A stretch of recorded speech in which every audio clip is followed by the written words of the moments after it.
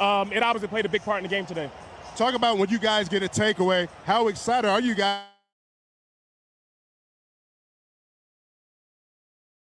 In the game for a defensive player, especially for myself. I want to be able to take the ball away. I've done that at a high level, my entire career, and I want to continue to do that. So we were able to set the offense up with good field position, and we were able to capitalize a couple times. But, what a great team when to get on the road, obviously, against a tough opponent. You guys were able to limit Geno Smith in that passing game. Talk about the running game. I know you've been in this league for a long time. You faced a lot of great running backs. What made it so hard for you guys to get Ashton Jeanty down on the ground? Yeah, the guy has great, elite contact balance. He's a great player. He's going to be a great player in this league. But just for ourselves, the defense, man, we have to clean up the run game. I think that's something that we have to clean up in this bye week and going forward. If we're going to try to win games where we want to, try not to make them as close as we did today. Moving forward, you guys got a bye week. Obviously, you're back on the road against a tough opponent, the Washington Commanders. Talk about the mindset during the bye week, and what do you plan on doing during the bye week? Self-scout. I think it's the biggest thing that we can do. Obviously, it's still early in the season. We're 2-2. We're at 500, where we wanted to be, obviously, coming to this week. But like you said, try to clean up the things we need to clean up, truly figure out who we are and what we want to be as a team, and then obviously regroup, get our bodies back, and obviously go try to win a big game on the road in Washington. Thanks for your time. Enjoy this one with your teammates. Back to you guys up in the booth. All right, Kevin Byard, the 2 interceptions, but also that big stop on 3rd and 1. Got behind the scrimmage and dropped him for a 2-yard loss on a 3-interception day. A block by Josh Blackwell, who was part of that big win over the Packers to end the season last year with the punt return touchdown. Has many different talents to add to this team. I feel he's valuable. They re-signed him. And a great halftime adjustment on the offensive line, Tom, by Dan Rochar, Ben Johnson, and the crew, because the numbers we're seeing in the first half were fantastic from Max Crosby. In the second half, just 2 tackles. No impact plays, 2 tackles, giving him 5 of the day. But in the first half alone, 3 tackles for loss, quarterback hit, an interception, 3 pass breakups, and a forced fumble. No sack. Only sack of the day was Wilson, but 1 sack of Caleb Williams. So the complimentary football of Caleb Williams leading a 11-play scoring drive, capped off by Swift's touchdown run to special teams and the Byard tackle and the special teams block. That's complimentary football in 3 phases to end the game. Yes. So tomorrow when you interview Coach, after he gets a chance to watch the tape, you bring up those accomplishments by Max Crosby and ask him, after you get a chance to see him, would you call anything different? Formations, plays, attack, all that kind of stuff, because it would be an interesting question if you learn something about your play calling by how a guy played against you. How about this first September road win since September of 2020 in Atlanta during the COVID year? Snaps an 8-game losing streak just for September road games. Doug Coletti, all with the pertinent information. All right, we're going to take a break, take a breath, and recap it. Bears get the win. They come into Vegas, and what happens in Vegas? We're taken home instead of leaving in Vegas. And that's a victory, baby. Bears with a victory. 25-24 on the Bears Radio Network. The Chicago Bears Radio Network is brought to you in part by Hard Rock Casino of Northern Indiana, Miller Lite, the Advantage Dealer Group, and Dr. Pepper. This is Bears football on the home of the Bears, ESPN Chicago. With 3 locations to serve Chicagoland, Advantage Chevrolet gives you so much more. Visit and see the amazing inventory and savings at Advantage Chevrolet Bolingbrook. And Advantage Chevrolet values your time. They'll have you in your new Chevy in less than 60 minutes, or they'll make your first car payment. That's right. Drive off in your new Chevy in less than 60 minutes, or they will make your first car payment. Visit AdvantageChevrolet.com. Together, let's drive. Must mention offer upon arrival before negotiation. Restrictions apply. Ask dealer for details. If you're turning 65 or new to Medicare, Humana might just have the health plan you're looking for. Our Medicare Advantage plans offer coverage and care you can count on. You could get a plan with a $0 premium, or an all-in-one plan that may include medical and prescription coverage, as well as routine dental, vision, and hearing. Learn more at gethumana.com. Humana, a more human way to healthcare. Humana is a Medicare Advantage HMO and PPO organization with a Medicare contract. Enrollment in any Humana plan depends on contract renewal. In Chicago, football isn't just a game, it's a way of life. And when the Bears hit the field, there's only one drink that brings the flavor, Dr. Pepper. It's bold, It's original. It's the best 23 flavors in football. So whether you're cheering in the stadium, tailgating in the lot, or yelling from afar, make sure you've got Dr. Pepper in hand. Go Bears, and drink up. It's a Pepper Tree. It's a bird bash at Potawatomi. Thursdays, you could win up to $50,000 cash in the Bird Bash game show. Just play with your rewards card this October for a chance to win. Wouldn't you like to rake in a huge pile of cash? Bird Bash, only at Potawatomi Casino Hotel, Milwaukee. More info at potawatomi.com/birdbash. Must be 21 years old to play. Hear the playmakers and the coaches first. Postgame is next. ESPN Chicago. So much fun. Call a road victory and in dramatic fashion, man. That's the league for the most part. You're going to go down to the wire, but these block kicks, and just going through my notes, I also, and I neglected to say it at the time, in the spirit of the moment, just setting the scene, Daniel Carlson tends to kick lower kicks from distance. So, but Blackwell coming off the edge, that's why it was blocked. I said it right before. When you have the interruption in the offensive lineman, you're not going to have perfect timing on the edge. That's where the most difficult blocks are on extra point and field goal protection. And if you narrow that corner and you give Blackwell a chance to get around the edge and get those flying hands up, you never know what could happen. So those two edge blockers on extra point and field goal, it's one of the most important roles in the protection. So what does this mean right now? Because at this point in the season, you got the first quarter poll or thereabouts, and now bye week. So you're going to head into that bye week with time to make some adjustments. And how does this look at left tackle and right tackle for starters? Competitive, because, we first have to ask Ben why the change was made. Was it a performance-based decision, or was there an injury concern with Braxton? Because now you're taking Braxton out of the lineup and you're taking Theo Benedette, that has the most limited experience, and putting him to left tackle, and then putting in Ozzie, that they thought was going to be able to play left tackle at one point. Now he's performing at a quality level at right tackle. So there's a lot of questions that need to be asked and to figure out, what's going on and what will happen in the future. They may not even be able to answer that tonight. But one thing you prove to your team is you can play less than your best, and if you fight, you can still win the game. And that is a key ingredient in the development of a football team, to make sure that they can believe in themselves. Doesn't always work, but when your head coach calls about reset, he said in the locker room the same thing. Hey, we're resetting. I heard the same thing when the 2000s. I'm sure you had plenty of locker rooms like that as well. Or if you had a bad day at the office, hey, we reset. We're starting over. That's what happened in the 06 game in Arizona with Olin Kreutz and the guys. Hey, we're going to win this game. Got to hit reset, and they hit reset right out of the gate and fought the entire second half. Yeah, and then this one, it came right down to taking a knee at the end of the game by blocking. Blocking a friggin' field goal from a distance that should be made. That distance wasn't an amazing distance in the modern day NFL. But again, some of the things we just discussed about, because that's schemed up now too. So many blocks. There were 12 going into the weekend. I know there were a couple. There was a block punt again. There was a block field goal. Now a block field goal here. You're looking at all that as to what and how our team's attacking the edges. And you mentioned the offensive lineman going down. If he would have been on there, that field goal block, I don't know. But Blackwell screaming in off the edge to beat his man on a kicker who kicks lower kicks.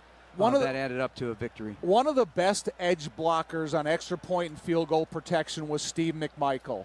And he took a lot of pride in, because they have two assignments. They have to protect their interior gap first, and then they got to make sure they can extend and get a punch to the outside. And it's just making sure that guy takes a wider gap. If you're all of a sudden putting someone – now, we'll have to go back and look at the tape on their first extra point and field goals and then the last one, and see how many different people were on that last one that weren't in the first ones. And I think it'll tell some of the story because of the result. And let's not forget the final drive for Caleb Williams. Bears get the ball back, and he goes 4 of 5, 42 yards, couple of runs for 18 yards. His second career game-winning drive to finish it off with a run to DeAndre Swift. He gets into the end zone. Well, Doug gave me that card. All but 2 of his runs, touchdown runs, have come in the red zone. And he did a nice job of reading the play before it, the interior run, that point of attack right, jump cut, and take it up the left behind Tooney. And then when he saw you got Durham Smythe in motion, you got a good block by Zacchaeus on the outside, and then you're able to bounce it out. Really nice vision there by DeAndre Swift. And then a couple of big outlet catches in the passing game that puts you in a really comfortable second down and makeable situation. All right, we'll leave it to the post-game duo of Peggy Kaczynski and Yurko to break it down from here. We'll be back with Ben Johnson, but after their fun time in Vegas, I know because I saw the videos. So hopefully, guys, you're rare and ready to go for a spicy post-game show. Guys? All right, JJ, I thought JJ was going to break out into Luck Be a Lady tonight after the Bears pull it out in the final seconds for their huge win here in Las Vegas. The 800th franchise win comes in dramatic fashion, the first win streak of the season, and the Bears take that into the break. We will open up the phone lines at 312-332-3776. It's Peggy and Yurko and the post-game show coming up next. Want to live life at max volume? Then look no further than Hard Rock Casino Northern Indiana. With over 1,700 slots, 80 table games, live entertainment, and 5 restaurants which span a wide range of culinary genres, we are sure to have something for everyone. Whether you want to indulge in a savory dish at Council Oaks Steaks and Seafood or take in dinner and live music at the world-renowned Hard Rock Cafe, amplify your entertainment experience at Hard Rock Casino Northern Indiana, just off Exit 6, I-8094. Must be 21. Gambling problem? Call 1-800-9-WITH-IT. You have heard me talk about how businesses are elevating their game in Bolingbrook. Here's Mayor Mary Alexander Basta to tell you herself. Thanks, Peggy. Bolingbrook remains the most desirable southwest suburban location to start or expand your business. I invite you to learn how welcoming we are to the many businesses who recently have made Bolingbrook their home. So if you're looking to elevate your future and the future of your business, visit bebolingbrook.com to learn more. Join us and be Bolingbrook. Acura is a leader in reliability and style. Drive home in your new Acura from Advantage Acura of Naperville. With more selection to choose from and more savings, they're committed to providing a smooth and easy car buying process. Advantage Acura values your time. They'll have you in your new Acura in less than 60 minutes, or they'll make your first car payment. That's right, drive off in your new Acura in less than 60 minutes, or they'll make your first car payment. Visit AdvantageAcura.com or see them in Naperville. Most mentioned offer upon arrival before negotiation. Restrictions apply. Ask dealer for details. This is the Let's Revitalize Our Neighborhoods commitment. This is the Roll Up Our Sleeves and Pitch In commitment. This is Busey, where our commitment to strengthen our communities is a top priority. Through energetic, engaged volunteers, through monetary support, community leadership, and advocacy. Because Busey is more than a bank that does well, we're a bank that does good. Busey Bank, building business, growing wealth, since 1868. Member FDIC. Getting the kids to practice on time. Remembering if it's your day to bring snacks. Making it to the game with a clean jersey. Why are simple things sometimes so complicated? Thankfully, with Auto Owners, insurance doesn't have to be one of them. Auto Owners works with independent agents who answer when you call, so you can worry about more important things, like whether your kid is going to run toward first or third base. That's simple human sense. Ask Reardon Insurance Group in Norwood Park if Auto Owners make sense for you.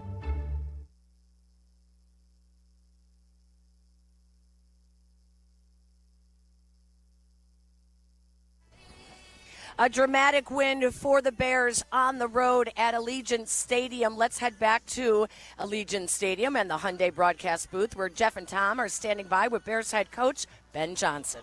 All right, thanks, Peggy, very much. Ben, congratulations on a terrific win, man. Team football down the stretch, all 3 phases, figure in that final stretch of time. Congrats. Yeah, thanks. These guys, give them all the credit in the world. They did such a phenomenal job hanging in there. That was an ugly game at times, but yet, when we needed it, defense came through for us. When we needed it, special teams came through for it. And at the end of the game there, when we needed a touchdown, offense came through for us. So, I can't say enough about this group of guys. They really believe in each other. They believe in what we're building here. And that, to me, is just you want to win every game like we did last week by multiple scores. But, man, there's something special about finding a way to win when it's ugly like this, because the character of your team just grows so much. Well, you said it, though, at halftime. I'm sure you told to the guys the same thing. Let's hit reset. And how important is that word, reset, for a team that did not play its best in the first half? Yeah, no, I think the guys took it to heart. It's easy to panic when things aren't going right, and it doesn't matter if you're a rookie or you're 10th year, and you just got to stay grounded, stay consistent, and there's ups and downs in this game. There's ups and downs in the season, and you weather the storm, and you just keep on plowing ahead. And I think these guys just went back to work. Ben, I'm always worried about asking questions too early, but the offensive tackle position I got to ask about. Was it a health decision or just a change in the positioning? You're talking about the change of putting Ozzie in? Yeah, putting Ozzie in at right, putting Theo in at left. Yeah, I mean, we knew that was a scenario that could happen here this week. Listen, Max Crosby's he's a pain in the rear, yeah. So he's all over the field. The whole game plan was based around him, and clearly it wasn't good enough because he still affected us way too much throughout the game. And so, man, I don't look into it more than the fact that we were just looking to get something going here on offense, and that was one way that we could get a little spark and a little change. As the play caller, when you go back and you look at the beginning of the game and what Max Crosby was able to do, and then you look at the second half and what Max Crosby was not able to do, does it ever change the philosophical thinking in your play calling, or is it just, you got to call the plays as they unfold at the beginning of the game? It's interesting. You're the second person. They asked me at halftime about the play call, so apparently that's a narrative. But I told you the plan was to account for 98 going into the game. We had a plan set up that way. We didn't do a good job handling him early on.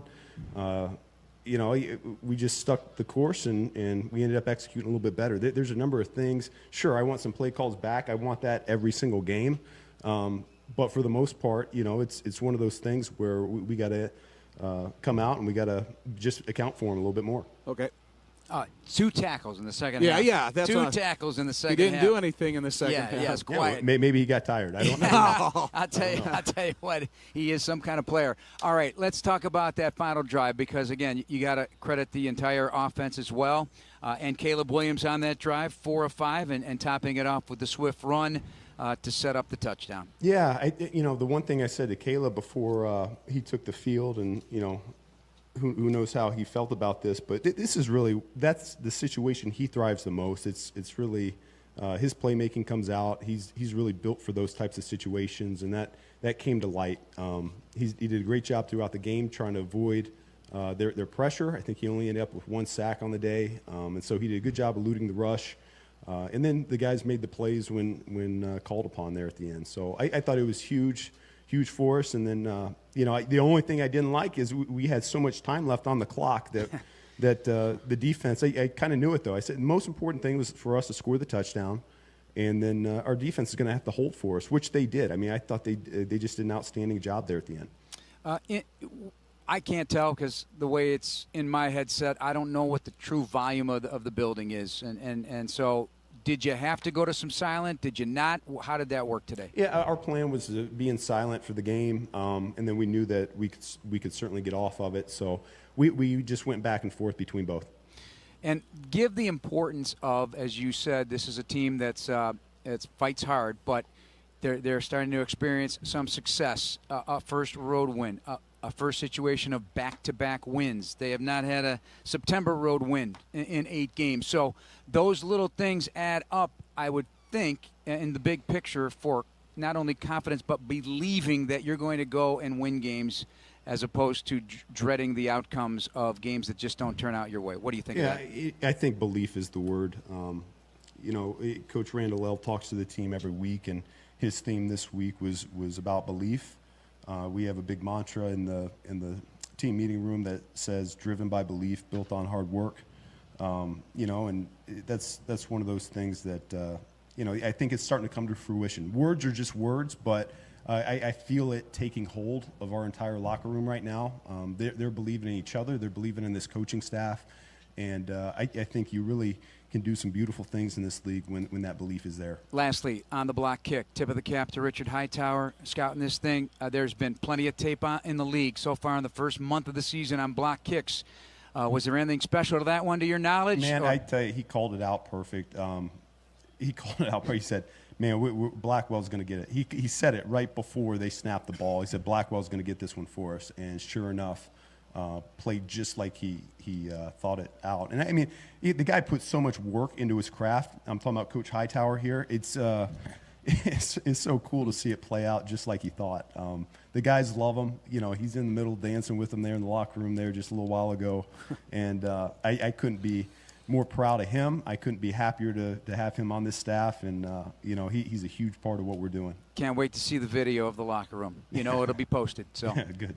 It'll be fun to watch. All right, bye week and, reload, take a look at things. Let me ask you this. Are they going to practice at all this week? Yeah.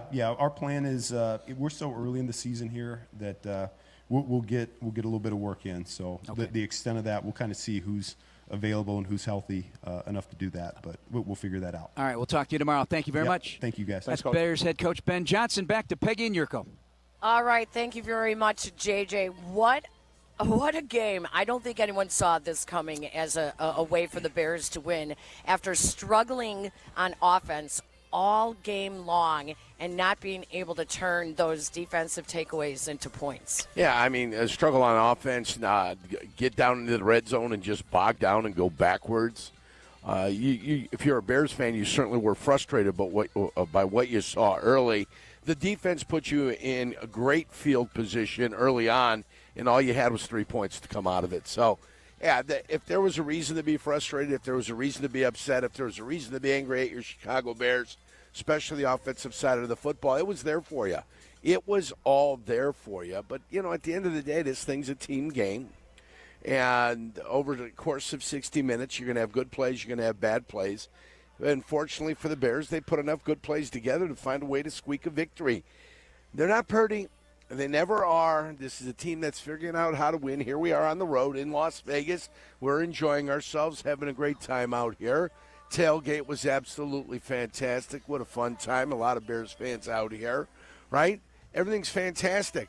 But once you get to that game, it's anything you can do to find a way to win. Byard with a couple interceptions. You had another interception out there that one of the fellas had. Stevenson. Tariq Stevenson. What a fantastic play. What a beautiful, beautiful move. Just enough things, enough third down stops, just enough things to do to give yourself a chance to win the game. And, good for the Chicago Bears and the fact that they found a way to win the game. It was not beautiful. It was not pretty. If somebody were to tell me they've won 2 in a row and, boy, they're one of the top teams in the league, I'm going to say check yourself before you wreck yourself because there were times you got me scratching my head, and they're giving up 7.1 yards of rush in this game. It was not pretty, but you did the most important thing. You won the game. You found a way. That's it. You found a way to win the game, and you won it on the road here in Las Vegas. So good teams learn how to win on the road. Now, they may have beat a team that's trying to figure things out themselves.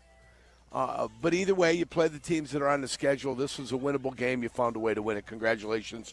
Go out to the Chicago Bears. There are a lot of things to talk about with this game, from not being able to stop the run, the fear of this being Ashton Genty's coming out party, which it was, the fear of Max Crosby going up against an offensive line without Darnell Wright. Thank heavens he got tired. Yeah. There's a lot to talk about, but I want to talk about Tariq Stevenson because the Bears now take this win streak into the bye. And last year, what happened after the bye, they were 4-2. They come out, they go to Washington, just like they're going to do coming out of this bye. They will head to Washington. And it was the awful Hail Mary game in which Tariq Stevenson just seemed to lose all focus. Since then, and losing Jalen Johnson, Tariq Stevenson has really been playing well the last couple of weeks. His last 2 weeks, he's been playing very well. He was humiliated by Amon-Ra St. Brown against the Detroit Lions, and I think that's when he had his come-to-Jesus moment where he had to figure out exactly what was going on and what was happening. And let's face it, St. Brown's one hell of a receiver. Nobody's going to deny how good he is. But if you plan on playing in this league for an extended period of time, and I'm sure Tariq Stevenson plans on being in this league for a long time, you cannot allow what happened against the Detroit Lions to ever happen again. And to his credit, and to his coach's credit, to his teammates' credit, they still believe in the guy. He probably went in, busted his hump, and took a look at more film. And he has played very well in his last 2 games. So it's a credit to everybody. It's a credit to the whole organization for getting themselves focused enough to not give up on a guy, to keep grinding with the guy, because the guy, whether anybody likes it or not, does have some talent. And I'd rather try to go ahead and massage that talent and get that talent to come out of an individual than to give up on some guy and just to start lambasting him verbally. The Bears climb back to 500. They are 2-2 now on the season, heading into the bye week before, as we just said, they will head to take on the Washington Commanders, their next opponent. Washington did lose to Atlanta without Jaden Daniels, Marcus Mariota. They're taking over at the helm. So much more to talk about. We're going to open up the phone lines as well at 312-332-3776. This is the Great Clips postgame show live from Mandalay Bay in Las Vegas. Peggy and Yurko and your calls when we come back. This is the home of the Bears, ESPN Chicago, WMVP, WTBC HD2, Chicago. Mitch, you played in the NFL like me. You know how important the red zone is. Absolutely, Yurko. And in retirement, your red zone is the 5 years before and after you stop working. That's where the game's won. That's what I tell people. Don't go at it alone. Mitch Lyons Wealth is the team to trust. We build personalized game plans to help you retire confidently. No guesswork, just strategy. Visit MitchLyonsWealth.com today. That's Mitch Lyons Wealth. Your best game plan to protect, grow, and win retirement. Hi, this is Dave Musial, owner of Four Seasons Heating, Air Conditioning, Plumbing, and Electric, with our biggest sale ever. Furnaces from $39 a month. Furnace and air conditioning combos from $59 a month. Plus 72 months interest-free financing and up to a $4,000 system rebate. Four Seasons guaranteed to beat any competitor's price by up to $1,000 guaranteed. So call today for your free in-home estimate and same-day installation. For all the right reasons, call 866-4Seasons. Hey football fans, it's Adam Colopy with the Village of Bedford Park. Just like a winning team needs great players, your business needs the right support to succeed. And that's exactly what you'll find in Bedford Park. Our team works hard to block obstacles, open lanes, and help drive your business into the end zone. Plus, we offer a safe and reliable Lake Michigan water supply. Ready to move the chains for your business? Contact me, Adam Colopy, at ACOLLOPY at villageofbedfordpark.com. $2.6 million. The Verdoliak Law Group wins again for their clients. That's right. The Verdoliak Law Group recovered $2.6 million for a client who was injured in a bus accident. If you're injured, make sure to call the Verdoliak Law Group. Playing professional football and being on the radio for many years, I've had the opportunity to endorse many products and companies. I've always felt it's important to choose companies that I believe in. I've never had the opportunity to endorse a company owned by close friends until now. The Verdoliak Law Group has been helping people for 60 years. They've even taken care of some of my neighbors and close friends. When you need medical care, you want a doctor with the experience and the skill set that's going to help you. The same holds true when you need a lawyer. The Verdoliak Law Group has recovered over $9 billion for their clients through legal representation and consulting. They have over 60 years of experience and skill serving over 40,000 clients. For personal injury, auto accidents, truck accidents, wrongful death, workers' compensation, medical malpractice, and all your legal needs, call my friends at the Verdoliak Law Group. The Verdoliak Law Group has done great for my friends and neighbors, and they will do great for you, too. Call them today, 844-4VLG-LAW. Dear Rocky Roads, the 2025 Toyota Tacoma doesn't flinch. Rugged twists? Been there. Rutted turns? Done that. With tons of top tech and rock-solid resilience, Tacoma is tougher than any terrain. And when the dust settles, Tacoma's legendary resale value means confidence for the road ahead. Find your Tacoma at Toyota.com or visit your local Toyota dealer today. Toyota, let's go places. In Chicago, football isn't just a game, it's a way of life. And when the Bears hit the field, there's only one drink that brings the flavor. Dr. Pepper. And now, it could be your ticket in. Enter the Dr. Pepper Bears ticket sweepstakes at drpepperticketsweeps.com/bears for your chance to win tickets to an upcoming game. Terms and conditions may apply. Make your game day a winner with Aurelio's Pizza, Chicagoland's oldest pizza chain since 1959. This is Joe Aurelio inviting you to indulge in our crispy thin crust, signature sauce, 100% real mozzarella, and your favorite premium toppings like our fresh ground Italian sausage. Dine in, carry out, or have it delivered. Visit Aurelio'sPizza.com for the location nearest you. Download the Aurelio's app and start earning rewards today.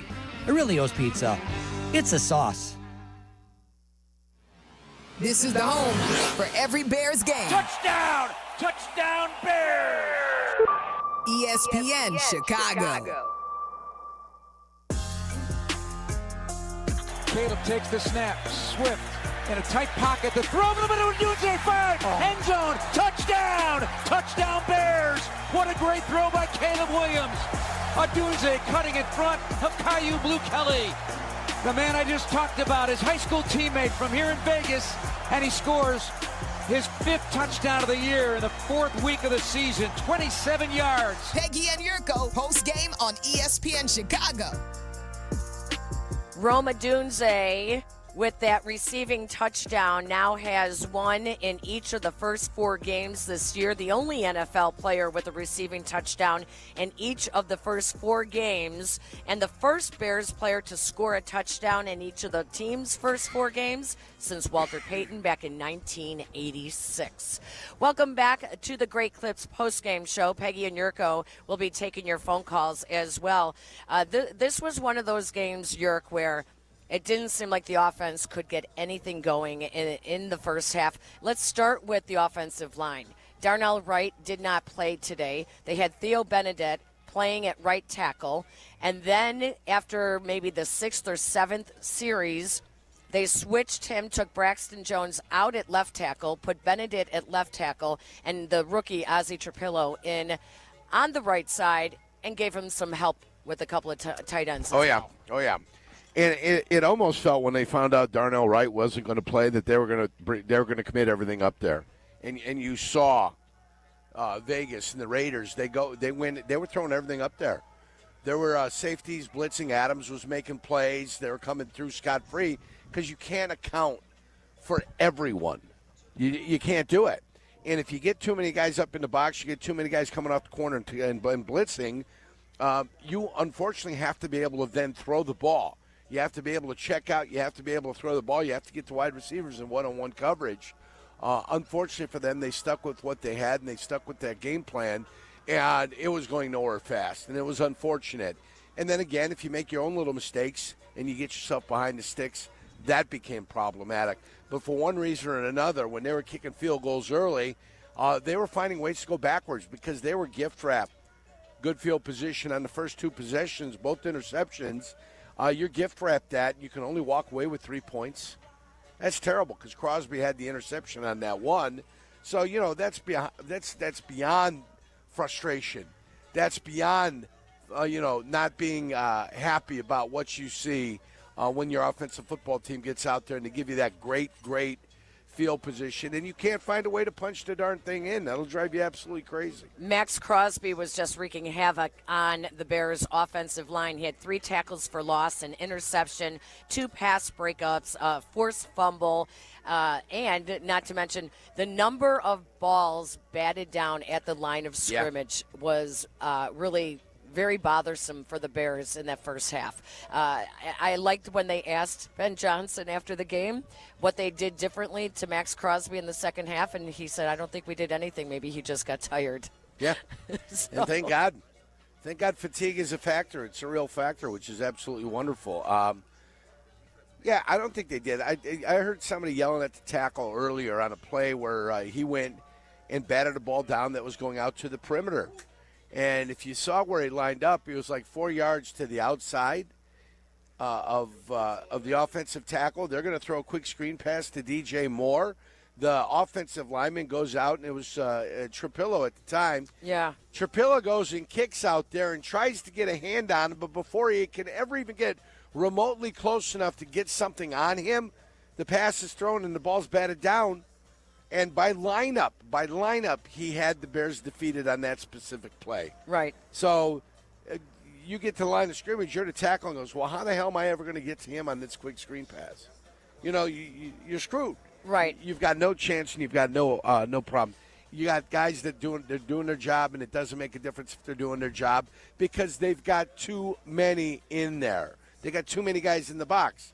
They can't be blocked. There's always going to be an unblocked guy coming in there.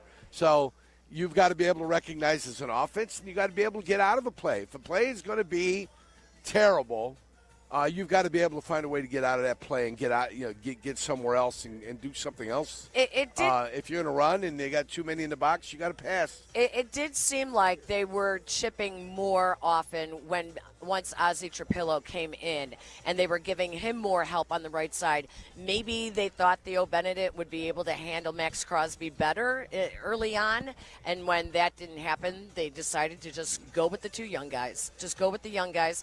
The other thing I did see that they did differently was a lot of blitzing by Crosby on the run. Yeah. They started going to the opposite way and hurry up, no huddle, get the play off quicker, and it did seem to slow him just a bit. So yeah, but here's the other thing I saw. Not only was Crosby causing a little bit of damage, but you had the interior of the defensive line pulled off a beautiful three-man stunt where the two tackles ended up. You're talking about the Raiders? The Raiders, yeah. The two tackles, defensive tackles, ended up slanting to the left. They had another guy, the defensive end, coming from the outside, coming up the middle.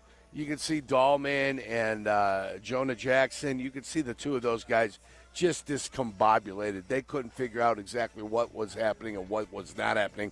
And in that moment, you've got to recognize and you've got to realize what's happening in front of you. Dahlman also had a couple of misses. Yes. Dahlman was out there, and he felt like he had totally whiffed on one play, and he got taken advantage on the other. When they're glaring mistakes and when they're obvious mistakes, you see them right away and you take a look at them.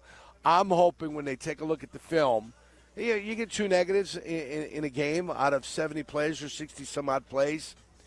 Well, guess what? You're going to live with that because you still get a grade above 90%.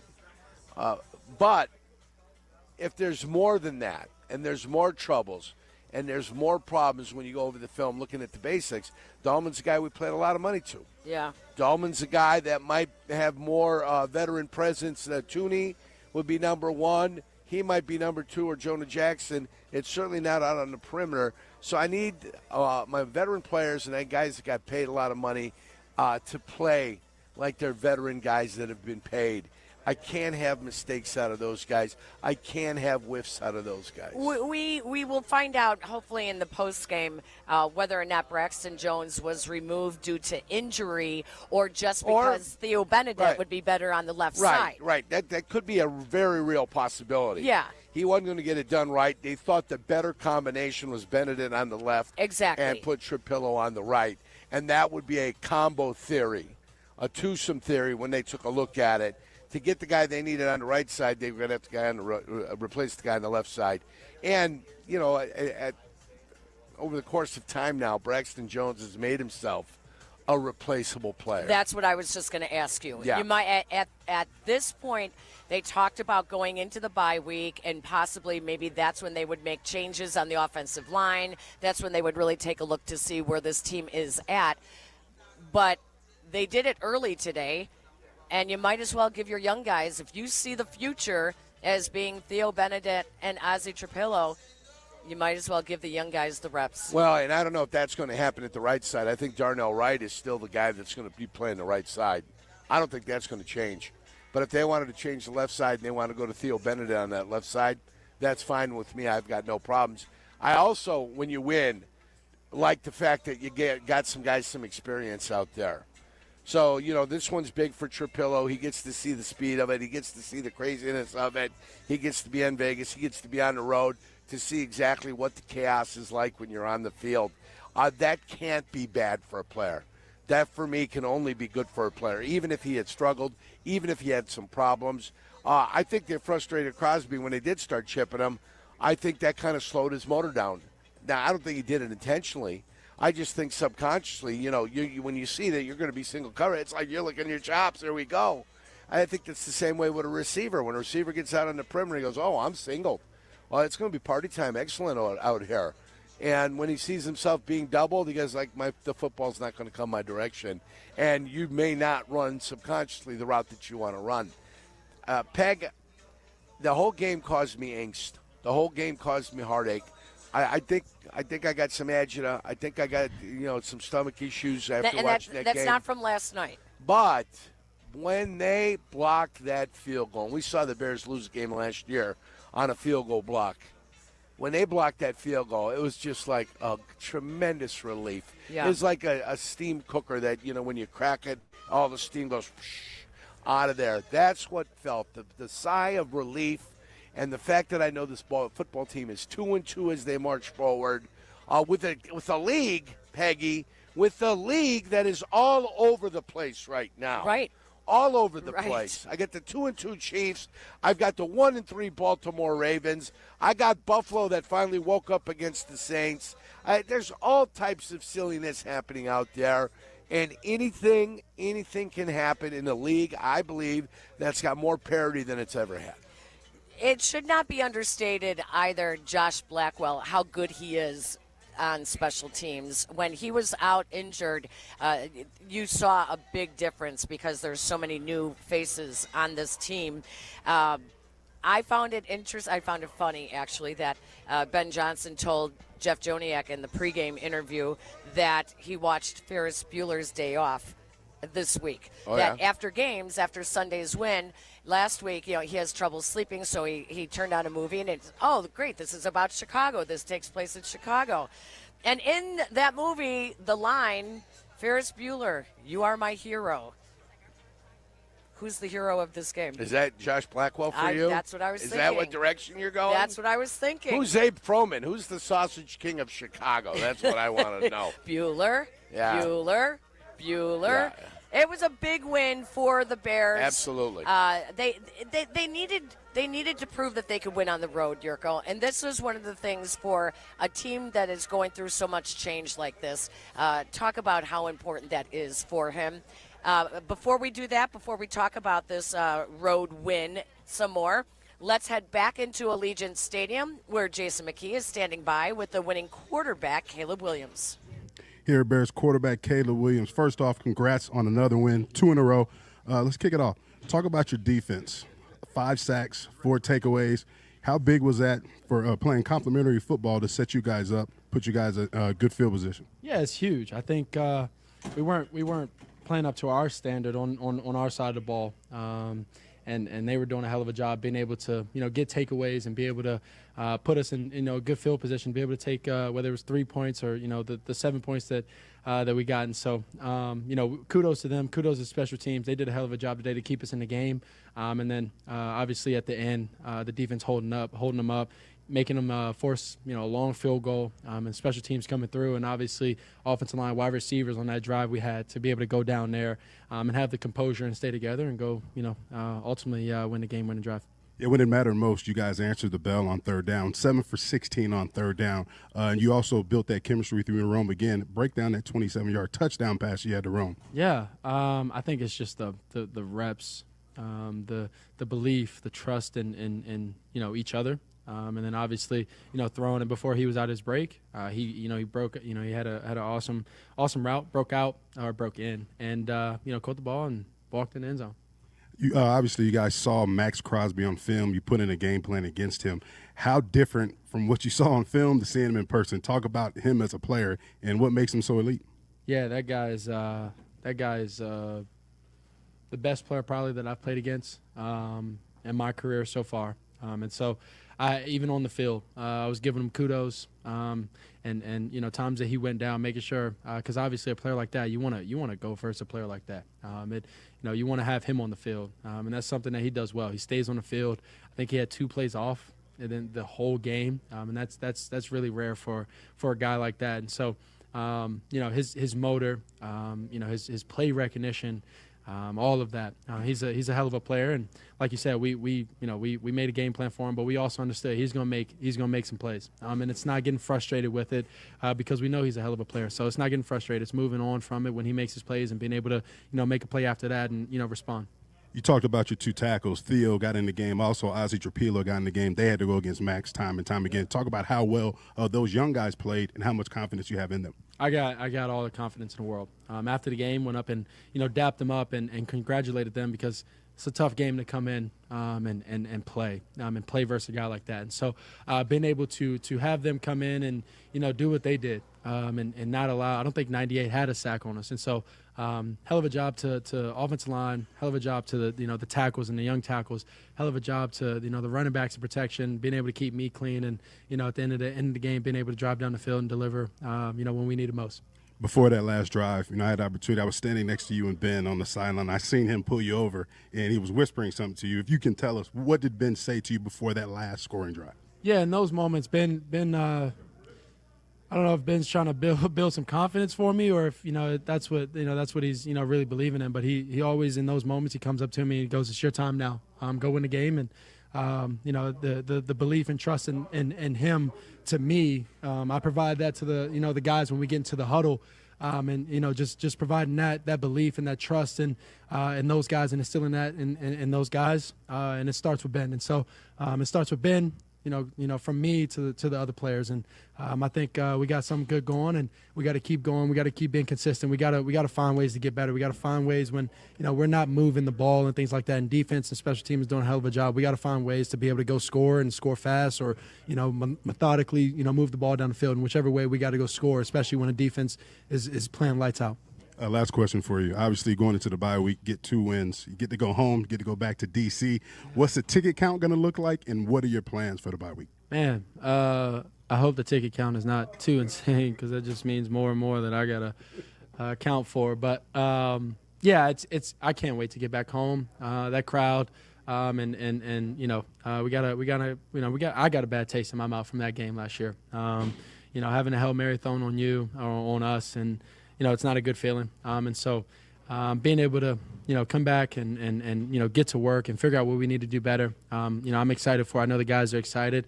And we gotta find ways to get healthy, get better, and get better. Because that's the ultimate goal for us is the growth, for this long season. Well, enjoy the bye week and the win. Thanks for your time. Back to you guys up in the booth. Very much. Caleb Williams wins just his second road game of his career. He'll try to do it again after the bye when they head to his hometown of Washington, D.C. to take on the Commanders. The Bears win in dramatic fashion. We open up the phone lines at 312-332-3776. This is the Great Clips postgame show on the Chicago Bears Radio Network. It's a bird bash at Potawatomi. Thursdays, you could win up to $50,000 cash in the Bird Bash game show. Just play with your rewards card this October for a chance to win. Wouldn't you like to rake in a huge pile of cash? Bird Bash, only at Potawatomi Casino Hotel, Milwaukee. More info at potawatomi.com/birdbash. Must be 21 years old to play.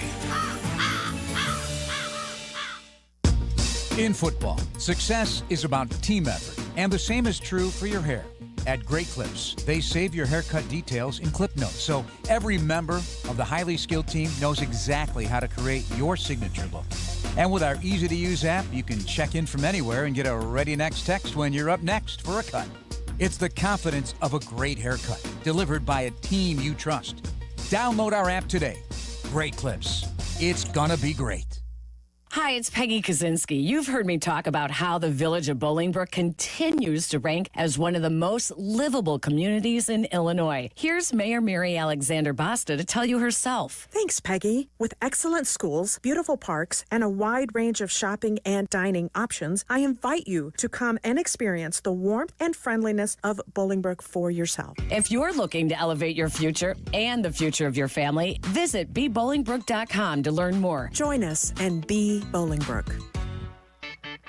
Miller Lite, the legendary light beer. The originator, the inventor. If this beer could talk, it'd tell stories about that one time, that night, That one guy, that one gal, writing a story 50 years long and 50 million friends wide. Because legendary stories start with a light. Here's to 50 years of Miller Time. Celebrate responsibly. 2025 Miller Brewing Company, Milwaukee, Wisconsin. That's you trying to fix the plumbing yourself to save a few bucks. Doing things yourself doesn't always end well. The same goes for insurance. That's why Auto Owners works with local independent agents who tailor coverage to meet your needs and offer discounts for life, home, car, and business insurance. Because sometimes you need a professional to get the job done right. That's simple human sense. Ask Reardon Insurance Group in Norwood Park if auto owners make sense for you. Hey, I'm ordering dinner. I was thinking burgers. Boom! I just earned a $650 bonus for opening up a checking account at Old National Bank. Sorry, what'd you say? Burgers? No, I definitely said 40-ounce dry-aged tomahawk steaks. Yep, with those little sautéed mushrooms. Earn up to a $650 bonus when you open an eligible checking account and complete qualifying activities. Visit oldnational.com/checking and get old. Member FDIC. Additional restrictions apply. Offer valid through October 31st, 2025. If you're turning 65 or new to Medicare, Humana might just have the health plan you're looking for. Our Medicare Advantage plans offer coverage and care you can count on. You could get a plan with a $0 premium or an all-in-one plan that may include medical and prescription coverage, as well as routine dental, vision, and hearing. Learn more at gethumana.com. Humana, a more human way to healthcare. Humana is a Medicare Advantage HMO and PPO organization with a Medicare contract. Enrollment in any Humana plan depends on contract renewal. Property managers and GCs use FinishingChicago.com's contractors for finishes and protective coatings in the most iconic venues, interior spaces, and essential infrastructure. Our painters apply industry-leading commercial and industrial finishes inside and out, so your biggest assets always put their best square footage forward. FinishingChicago.com has your free list of painting, wall covering, glass systems, drywall finishing, and signage contractors. For a great finish, start with FinishingChicago.com. It's a Bird Bash at Potawatomi Casino Hotel, Milwaukee. Thursdays this October. Win up to $50,000 in the Bird Bash Game Show. More info at potawatomi.com/birdbash. Must be 21 years old to play. They fake the RPO to Genti, rolling to his right. They throw. It's intercepted on the dive. Stevenson up with it at the 45. And he is brought down by Jacoby Myers. Bears will get another drive start in Raider territory. And another beautiful interception of Geno Smith. Peggy and Yurko, post-game on ESPN Chicago. The Bears defense was minus 4 starters in this game. No sacks of Geno Smith, only 1 QBH as well. And they gave up 240 yards on the ground. Ashton Genti, the fear was that this could be his breakout game, and it was. It broke out. It was. He had 155 total yards of offense, 64-yard run, 2 receiving touchdowns, 3 touchdowns for the rookie, and it just makes you wonder, if only the Bears had a chance to get him. Hey, you'd still have to run behind the offensive line, and those would be the challenges that would still be out there. He couldn't run against the Bears' defensive line, which seems to be porous for one reason or another. Yeah, it didn't look good. There was a period in time where Billings had 2 big plays. Yes. Early. Yep. Where he got penetration on the center and really moved them back there. And their MVP earlier in the game for the Raiders was 58, the offensive right guard. Twice he tackled the interceptors down to the ground, and like he was the only guy that was left. They could have found a way to make it into the end zone, but I think that guy played a little bit of defense in the past.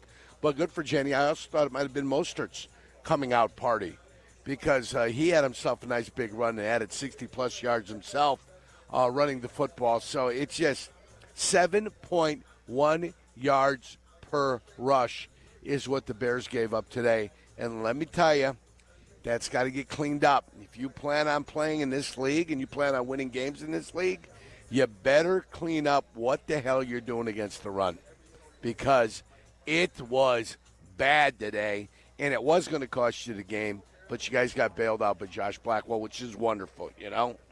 Glad he was there to pick up his team. 312-332-3776. Let's open up the phone lines. Let's go out to Davenport, Iowa. Austin, you are up first on the postgame show here on ESPN Chicago. Hey, what's up, Vegas Voyagers? I'm so glad you guys got to be out there when an exciting game ended like that, especially as Bears fans, what we've been through. We never win those close ones. I hope you guys are having a blast out there. I wish I could say I was getting ripped, but I can't because I've got to do the show. But you got that right, Powers. Yeah, I figured Things you were. are going great out figured here you were. for us. I figured you were, but I just want to tell you guys, I love all your shows on ESPN 1000. Thanks for all you do. You always keep my day bright. And travel safely when you come back home. Let's enjoy this one. It was ugly, but you know what? We got it done. Austin, thank you very much. You missed it here in Vegas at our Mandalay Bay poolside setup here as our Bears fans just broke out into Bear Down Chicago Bears in our last commercial It's very break. joyous. Yes, it was Very great, joyous. and I'm sure it made some people depressed around here in these parts, some Raiders fans, as the Raiders drop now to 0-3 on the season. Are they 0-3 or is that their third straight loss? I think that's 0-4, isn't it? They would be 1-3 then. 1-3. I think it's 1-3. Yeah. 1-3. Let's keep going on the phone lines. Ed is in Joliet. Hello, Ed. Hi, good to be with you, Peggy and Yurko. I just wanted to say a few things. I thought we had the discipline taken care of last week, but the way they had these penalties today almost cost them like 10, maybe 14 points that they could have had. And now from listening just a minute ago about all the yardage we gave up, that's another thing we got to work on. And nobody has mentioned anything about Carlos Santos, because with him almost scoring half the points, we would not be in this game. Ed, thank you very much. Kairos Santos had field goals from 52 yards, 46 yards, 43 yards, and 51 yards. And special teams really played a nice game today. Josh Blackwell coming up with the potential game-winning block of a 54-yard field goal from Daniel Carlson, who has had 7 game winners in the final 2 minutes of a game. So it was a nice job. Yeah, but you're right. Get back to your first point, 8 penalties again, 60 yards. The Bears are still having trouble with pre-snap penalties on the line. Well, whether it's mistakes offensively, they had one guy lined up off sides.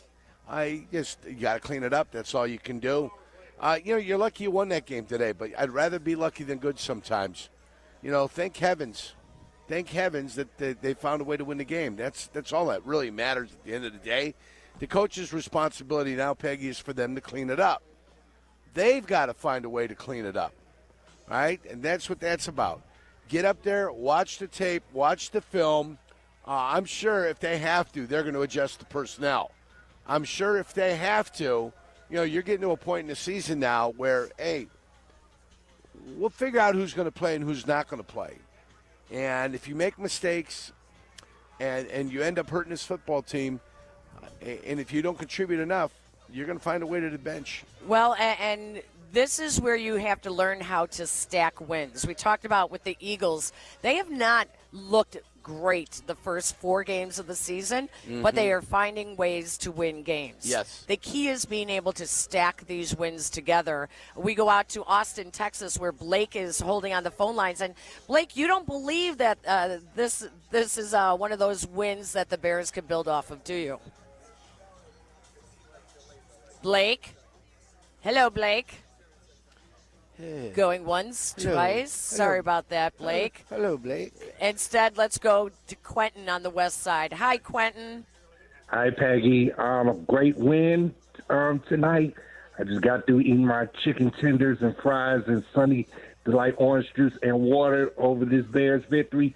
We gotta stop the penalties. We gotta stop the running game, because what I saw, Alshon Jannetty running all over the football field, we got to stop the run. And also, we should sign Marshawn Lynch and Stephen Gilmore also, too, while we on this bye week. Marshawn Lynch?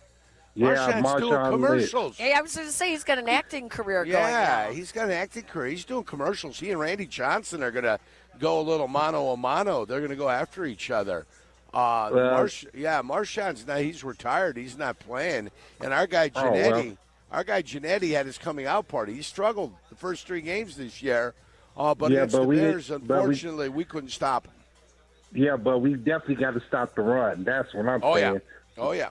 Because that got to be cleaned up. What I saw, everybody, he ran through so much. Nobody even tackled this guy. Come on now. We got to play some smart defense, hard-nosed defense, and stop the run if we want to win football games. Thank you very much. That is definitely one of the issues. Ashton Jeanty breaking out today. He's a tough guy to bring down. You know, he's a smaller yet solid guy. Yeah, but that slippery. Wasn't the problem today. Well, I mean, Kevin Byard, he had a great game, but when Jeanty broke off the 64-yard touchdown, everybody's going to be slipped right through. Everybody's going to be complimentary. I don't think he got touched. You got a linebacker that caught up in the wash. Billingsley was trying to figure out what the hell he was going to do. When you're a shorter player out there and you're tied up with a guy, you start to peek. Play the old peekaboo game. You get up on your toes and you start to peek over the shoulder. What happens there is you start to get skate right out of there. So as good as the plays he had early in the game, he started to get skated out of there, and then he started getting guys caught up in the wash because he was part of the wash. Now, everybody's going to be complimentary at Jeanty. Boise State, first running back taken, a guy that the Raiders are hoping is going to be a stud for him for the extended amount of time. But the Bears had got self-inflicted wounds when it comes to defending the run.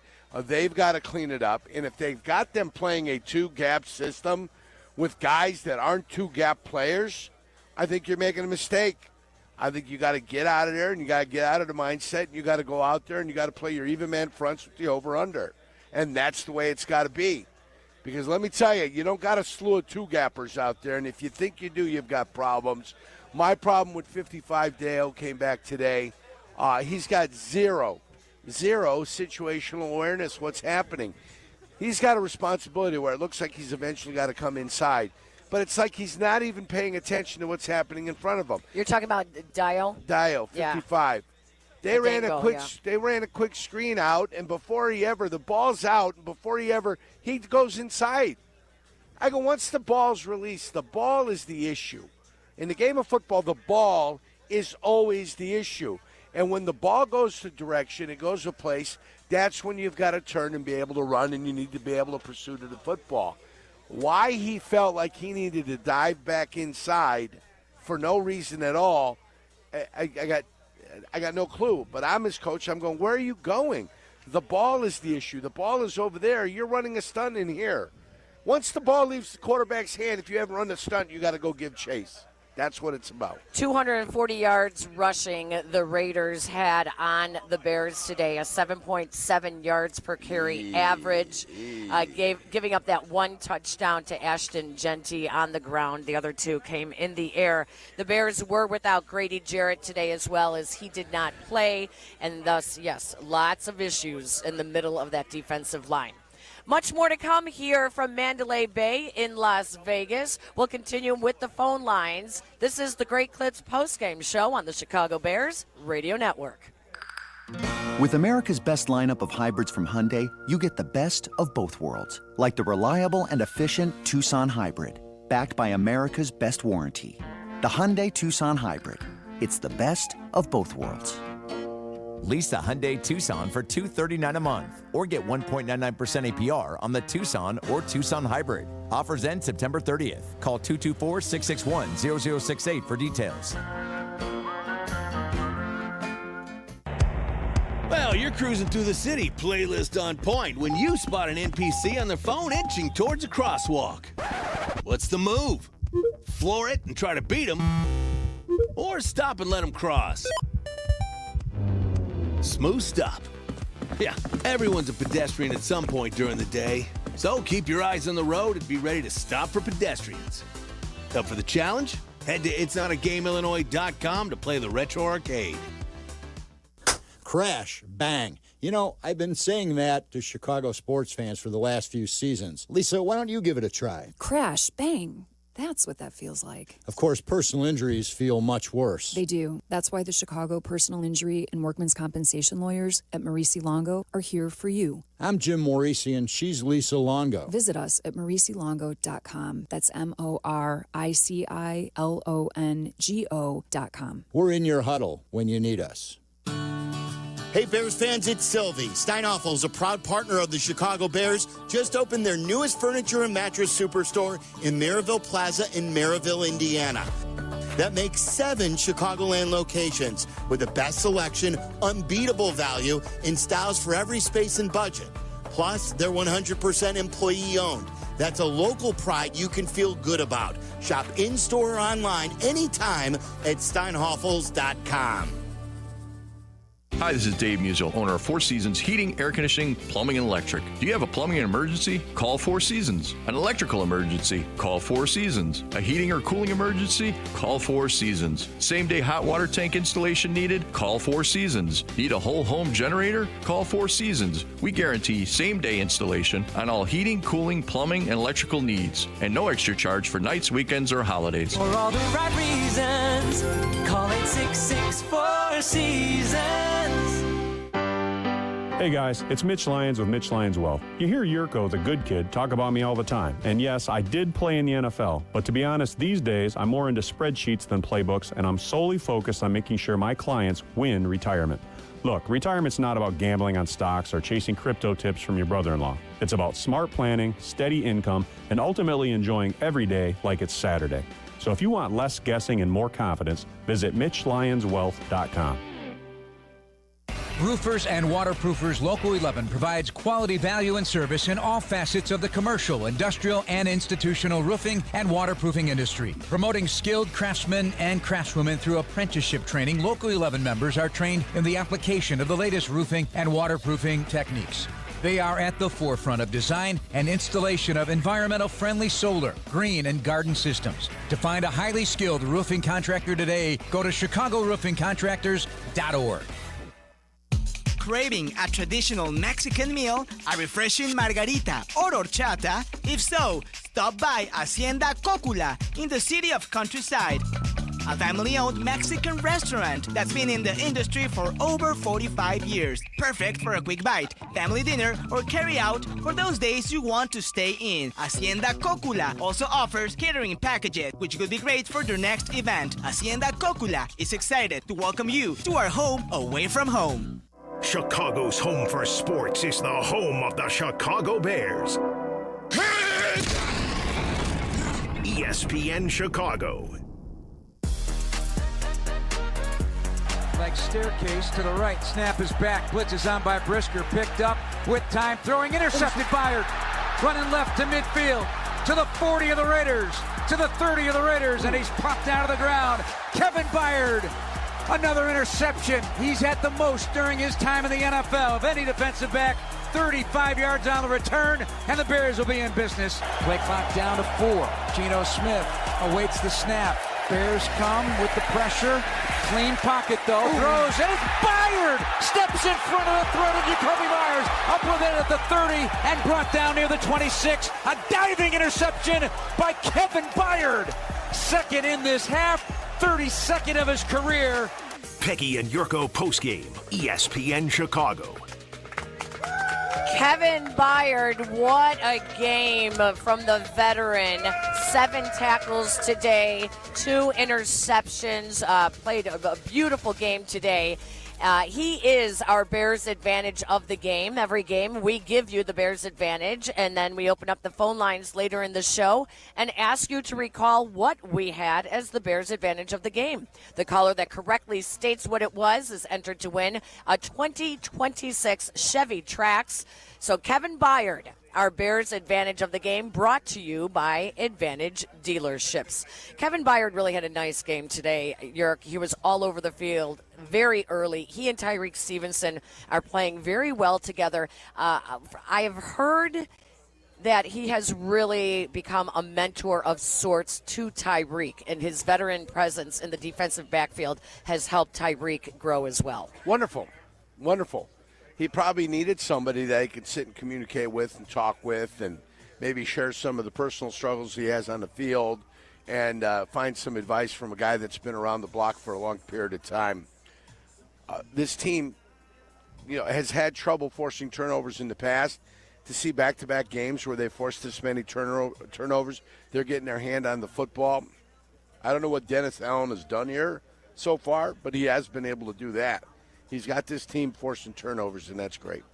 Yeah, they're taking advantage. The offense, unfortunately, not taking as much advantage when the Bears are forcing the ball back their way. But they are doing enough to stay in it with the field goals, and that gave them an opportunity to stay in it and win it in the end. Another great long drive. As much as this Bears offense struggled, late in the game, under 2 minutes left, and another 11-play drive, taking time off the clock. Not quite enough, but taking time off the clock before they got another touchdown, this one from DeAndre Swift. Yeah, and thank heavens. You needed the team to execute at the end. You needed your offense that had kind of had problems all day, been shooting itself in the foot, having some exhaust issues. And at the end of the day, when they had to come up with a drive, they came up with a drive on the road. And a huge third down conversion, too. This is a team that was struggling on third down today, and when they needed it most, they finally got it. And so I think I saw 7 of 16 on third downs, but a big one on that final drive, that touchdown drive that Caleb Williams had engineered. Caleb Williams was under pressure 12 times and sacked just once. This season, he has been under pressure 50 times and taken 7 sacks. That's a 14% pressure to sack rate this season. You saw some of that stuff that he has a tendency to do in the pocket where he kind of gets a little, he gets spun. Yeah. And he starts to go left, goes right, goes forward, goes back, turns around. Anytime you see that, it's like, okay, don't stop. You feel it. Find a place, find a void, get out, and get moving. And, he threw the ball out of bounds one time. Cole Kmet had the ball hit his hands, and he dropped it on the sideline. But that's what he has to do. He has to get out of the pocket, and he's got to get rid of the football. That's what you're looking for. That's what we need. He threw the ball against the grain and against his body, and it almost got intercepted. Yes, he did. The minute you throw that ball and you see it just floating down there, I'm like, for the love of everything holy, if the guy is not coming back to the football, our guy, it's going to get picked off. And they got their hands on it. I thought it was going the other direction. Fortunately, they dropped that ball. Caleb Williams finishes today 22 of 37 for 212 yards passing, a 5.7 yards per pass average, 1 touchdown, 1 interception, 1 sack. He finishes with a 73.3 passer rating. We continue on the phone lines in Haywood, Iowa. We find Darren holding on. Hello, Darren. Welcome in to the postgame show. Hey, thanks for taking my call, Yoko and Peggy. Okay, I got a good question I want to ask. I know as a deadline is not until November or something, but I'm wondering if Ryan Post should pick up that phone and call the Jets about Breece Hall. I don't care if it's a fourth-round pick. Breece Hall can run the ball. Swift cannot. That's all I got to say. One other thing about that offensive line, I was impressed with Ozzie Trubillo at right tackle today when he come in, because when he come in, they show some replays of Ozzie really backing Crosby back up so he wouldn't get close to Caleb, and I like to see that. I'm going to hang up and let you guys talk. Thanks. Thank you, Darren. We appreciate that. You see any growth from Ozzie Trubillo? I'm going to answer the first question first about the Breece Hall. Finding a running back? Yeah, I am not in the department to go trade away draft choices, even a fourth rounder for Breece Hall. I don't have any appetite for that at all. As far as Trapillo, this is the first action that I've been able to see out of Trapillo. So you gauge what he did today with whatever improvement he makes next week if he gets a chance to play. I don't know what Darnell Wright's injury was. I saw the injury list, but it didn't list anything of why he was out, what was happening, what was going on. So whether he's going to be available in 2 weeks or not, I'm assuming he would. And maybe they gave him, they put him inactive, so they gave them those 2 weeks where he can recover, come back from whatever ails him. But, and that's fine. But I've got no appetite for trading draft choices for a running back. You knew it was only a matter of time, though, before, when you're going up against Ashton Genty. Yeah. And there was talk before the draft that the Bears were very interested in him. They couldn't move up to 6, where the Raiders took him in a draft that was filled with running backs that were supposedly very good. They didn't take one until the 7th round with Kevin Monangai. Well, I'm sure they wanted one in the 2nd round, and then Trayvon Henderson went 2 picks before the Bears were picking.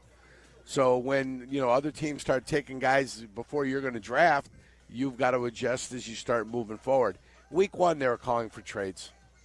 Week 1, and it's going to be a popular theme all the way through. We'll see how the Bears handle it. And by the way, Darnell Wright's injury is an elbow injury. Oh, it's that elbow. Yes. That's right. His right elbow. Yeah, his right elbow. He couldn't play with the brace on. That's interesting. Or the tape, the special tape job that they have to prevent a hyperextending elbow. That's intriguing.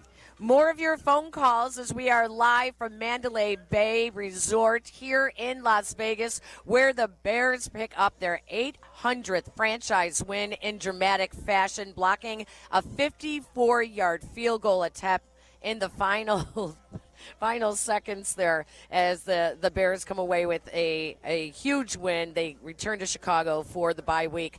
Now 500 on the season. We will continue on the phone lines. This is the Postgame show on the Chicago Bears Radio Network. Want to live life at max volume? Then look no further than Hard Rock Casino Northern Indiana. With over 1,700 slots, 80 table games, live entertainment, and 5 restaurants which span a wide range of culinary genres, we are sure to have something for everyone. Whether you want to indulge in a savory dish at Council Oaks Steaks and Seafood or take in dinner and live music at the world-renowned Hard Rock Cafe. Amplify your entertainment experience at Hard Rock Casino Northern Indiana, just off Exit 6, I-8094. Must be 21. Gambling problem? Call 1-800-9-WITH-IT.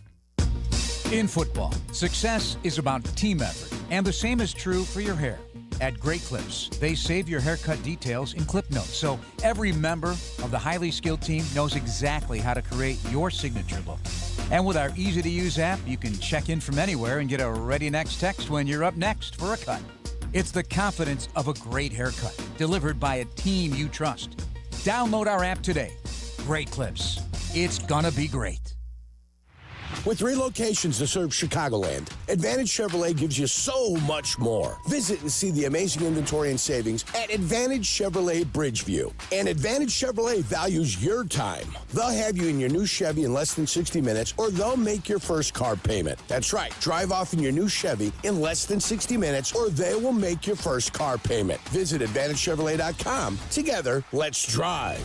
Must mention offer upon arrival before negotiation. Restrictions apply. Ask dealer for details. Hey, football fans. It's Adam Colopy with the Village of Bedford Park. Just like a winning team needs great players, your business needs the right support to succeed. And that's exactly what you'll find in Bedford Park. Our team works hard to block obstacles, open lanes, and help drive your business into the end zone. Plus, we offer a safe and reliable Lake Michigan water supply. Ready to move the chains for your business? Contact me, Adam Colopy, at ACOLLOPY at villageofbedfordpark.com. Calamitous mishap, anticipate compensatory damages, subrogation relief, or tort claims under... Guys, what are they even saying? Coast Ivoni ads don't sound like that. Lawyers like that are exactly why people call us. No legal mumbo-jumbo, just real talk. We're from Chicago. We talk like you, we fight for you, and we have real conversations so we can help you. They get where you come from, they get what you need, and they get you. Coast Ivoni, your local personal injury lawyers, because they are Chicago. 708-4million. You know that sound, and you better get used to it. Because when you bank with Consumers Credit Union, you've got people cheering for you everywhere you go. Whether it's a quick run to the grocery store, the gas station, or shopping on your phone without even getting out of bed. When you get that kind of support with lower fees, great rates, and a team that's fully committed to your success, you win. Consumers Credit Union, the people in your corner. Miller Lite, the legendary light beer. The originator, the inventor. If this beer could talk, it'd tell stories about that one time, that night, that one guy, that one gal. Writing a story 50 years long and 50 million friends wide. Because legendary stories start with a light. Here's to 50 years of Miller time. Celebrate responsibly. 2025 Miller Brewing Company, Milwaukee, Wisconsin. At Bell Tire, we don't just care about tires, we care about you. Bell Tire. We care about you too, Tire Man. But caring about our customers is why we'll beat anyone's tire price. And with 0% financing, we make sure everyone can get back on the road fast and affordably. Because taking care of our customers by getting them the best deal possible is how we're changing tires. Bell Tire. See belltire.com for details. This is the home for every Bears game. Touchdown! Touchdown Bears! ESPN Chicago. Snap from center. Caleb going to settle in the pocket with plenty of time. Throws to a wide open. Commander the 4. 35 to the 30 up the numbers and down inside the 25-yard line. Collapsed there to the 24 by the Raiders. He was very wide open. Again, easy sight line in the pocket. Fires for 29. Bears Monday starts with Cap and Jay Hood on ESPN Chicago. That was one of Cole Kmet's 3 catches, but Yurko, the Bears tight end, was targeted 9 times, and he only caught 3 passes today for 46 yards and had a big drop earlier in the game that looked like it could have gone for an easy touchdown. Yes. Right off the helmet. Right off the hands and off the helmet. What a combination. Worst place to hit some guys, right in the hands, you know? But he did. He dropped the ball. Fortunately, it was not intercepted. It hit the ground. You'd expect more out of Cole Kmet at this point in his career. I'm just being honest and I'm being frank.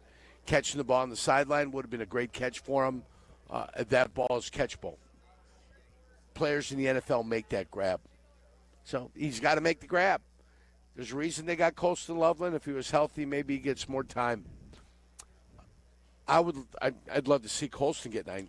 Yeah, Loveland was inactive Let me see him today. me see him get 9 targets. I think that'd be wonderful. That's what I want to see. An interesting little sidebar. What we're learning about the Bears head coach Ben Johnson is he does not like to be second-guessed on his play calling. Over the last few weeks, when people were wondering when the tight ends were going to be more involved, and he came back and said, well, they are involved in almost every play, but the production shows that the Bears tight ends do not have the numbers that most other teams have and are getting from their tight ends. And then today, Eric, do we have that CBS sound? Today there was an interview after the game with CBS's sideline reporter, also talking to Ben Johnson. I believe this was at halftime, talking to Ben Johnson about the first half and the play calling. And let's just say he wasn't too happy with the question. Your offense has struggled to take advantage of those takeaways. Yeah. Okay, so what did you tell them to get things going? That it wasn't our brand of football. We're capable of a lot more, and so we're hitting the reset button here at halftime, and we're going to come back and establish our identity here in the second half. So you need to change what you're doing. I don't know. You think so? We're going to do just fine. Woo! Doesn't like being questioned about it. I gave it the quick one. Do you think so? Okay. Yeah. But then he went about his business. That's a little Mike Ditka in there. Yeah. Oh, yeah. That's a very Ditka-esque to do that. And of course it is. It's very Ditka-esque, and it's done for a reason. Yep. And now, fortunately for this young lady, she doesn't give a rat's ass about that. And she'll just go about the business of doing what her job is when she's got to interview coaches on the sideline. So that's the way it works. Let's continue on the phone lines. Scott is in Elburn. Hello, Scott. UGLY. You ain't got no alibi. Yep. It's ugly. Absolutely ugly. But I will tell you what. Any team in the NFL will take a win on the road. Any team. And that's a fact. And I'll tell you what. I called in to Waddle earlier today, and I said this is a must-win game. And must-win game in Game 4 is kind of ridiculous. But look what happened last year. We went Washington with the Hail Mary. We lost that game ugly. That team folded after that. This team, I don't know. I don't know if I believe in culture or whatever. I believe in winning and losing. I believe a team learns how to win or learns how to lose. This team won an ugly game, and if we can continue to do that, to learn how to win, I think this team has a chance to make the playoffs. Yeah, this is going to be very interesting, Yerk. When they go home for the bye week, they'll have the mandatory 4 days off that the NFL says you have to have off. I'm sure that Ben Johnson is going to get them back to work. Last year, I believe that Matt Eberflus gave them the entire week off. And I think that how they come back for that game, they are going to be asked about that game in Washington last year. Mm-hmm. Every single day that they are preparing for the Commanders. And how Tariq Stevenson is also able to respond is going to be very interesting, how this team responds. Yeah, it's going to happen. And, Ben Johnson and his coaching staff can just simply say, we weren't here, we weren't a part of it, we weren't a piece of it. Obviously, we went back and looked at the film to see what we could do better. So it's going to be easy for him, but for the players, it's not going to be easy. And for Tariq Stevenson, it's not going to be easy. Right. I would hope that he doesn't take the bait. Don't take the bait. Don't get out there. Just give him it was disappointing. We're hoping to play a lot better and just move on from there. Well, Tariq Stevenson, a lot of attention was on him this week with Jalen Johnson being placed on IR and opting to have surgery. He said, I consider myself to be the guy now. I consider myself. Dennis Allen came out and said that he has lost focus at times and that his practices aren't good enough and that he needs to be better, but he is starting to see him. How much does confidence play a role in a young guy like that, in the secondary like that? And how much does he have to be able to stay focused this next week when everybody is going to be replaying that Hail Mary? Well, sure, it'll be easy to become distracted. It'll be easy to go down that little, what is that called, the rabbit hole of finding that footage and seeing that footage happen over and over, and I'm sure it'll be on social media and it'll be everywhere. He can only control what he controls. That's his preparation. That's his commitment to film. That's his commitment to the playbook. That's his commitment to the football team. That's it. You cannot control what everybody else is doing. The outside influences are going to do. They're going to do what they're going to do, and they're going to try to drag you in. It's like trying to go fishing. You sit there, you throw the lure out, and you try to get the guy to bite. Yep. Tariq Stevenson, just don't bite. That's all you got to do, not bite. Keep your head focused. McLaurin's a pretty damn good wide receiver. They've got themselves a pretty nice offense with the Commanders. Did he play today or this week? I don't think he did. I have no idea. I wasn't sure if he played. I'm just a pretty good player. That's all I know. Yeah. Prince is on the south side. Hello, Prince. Hey, how's it going? There's so many different angles, but Cole Kmet is a horrible game. I mean, he's not worth the money. He's a bad player. But the only player that played worse than Cole Kmet today was Edmonds. He was a non-factor. It's probably the worst game that he's played since he's been a Bear. Yurko mentioned about he got Gentry. trucked. Yeah, Gentry's a bowling ball, but there was no support on the second level at all from the linebacker positions. Every now and again, Sewell would appear, but he was chasing. Yeah. They didn't come in and fill any hole. They didn't do anything. I don't think we called Tremaine Edmonds' name but once, and he had a bad pass play where it was just bad. It was really, really bad. Well, and believe it or not, Tremaine Edmonds coming off his career game last week, in which he had a couple of interceptions and he was the leading tackler. He was the leading tackler today. That's quite 11 tackles, though. Yeah. Right? 11 tackles for Edmonds? 11 tackles. That's quite 11. You know why it's quite 11? Where are they happening? Where are the tackles happening? How far downfield? Oh, yeah. How far downfield? That's the problem. That's what we call those quiet tackles. Yeah, you're up there. You're the guy that's supposed to get the tackles, but none of them made any noise. And, yeah, he struggled. T.J. Edwards, when can he get back? Maybe in a couple of weeks we get him back. Maybe that takes a little bit of pressure. As well as Noah Sewell has played, and that could be debatable. It would be good to have the veteran T.J. Edwards back in there, getting himself in there, kind of the feel of what he knows he can do too. But, yeah, I was asking, one of my keys of the week was that both Caleb Williams and Edmonds would find a way to replicate some of the performance we had last week. I think Caleb tried to acquit himself nicely, but had a better second half than he had a first half. I think Edmonds just struggled. And listen, he's a tall, lanky guy with great wingspan who can get his hands on the football every once in a while. He is not a Dick Butkus type. Right. He is not Willie Lanier. He is not a guy. He's not Ray Lewis. He is not going to stick his nose in there, shed offensive lineman, and get some. He has got to depend upon his guile. He's got to depend upon deception and angles to be able to not have to take on blockers. And if he doesn't do it, he'll get exposed. That's just the way it is. So who is this Bears team? We will try to answer that when we come back. 312-332-3776. This is the postgame show on the Chicago Bears Radio Network. This is the home of the Bears. ESPN Chicago. WMVP, WTBC HD2, Chicago. Four Seasons Heating, Air Conditioning, Plumbing, Electric wants you to avoid breakdowns this winter. Did you know your dirty furnace costs more to operate? It increases your utility bill and leads to more breakdowns? Now's the time. Schedule your Four Seasons tune-up today for only $89.95. The furnace tune-up includes a 30-point inspection, complete cleaning, and is backed by the industry-leading 1-year, no breakdown guarantee. Peace of mind, lower utility bills, just a Four Seasons tune-up away. For all the right reasons, call 866-4 Seasons. Hey, I'm ordering dinner. I was thinking burgers. Boom! I just earned a $650 bonus for opening up a checking account at Old National Bank. Sorry, what'd you say? Burgers? No, I definitely said 40-ounce dry-aged tomahawk steaks. Yep, with those little sautéed mushrooms. Earn up to a $650 bonus when you open an eligible checking account and complete qualifying activities. Visit oldnational.com/checking and get old. Member FDIC. Additional restrictions apply. Offer valid through October 31st, 2025.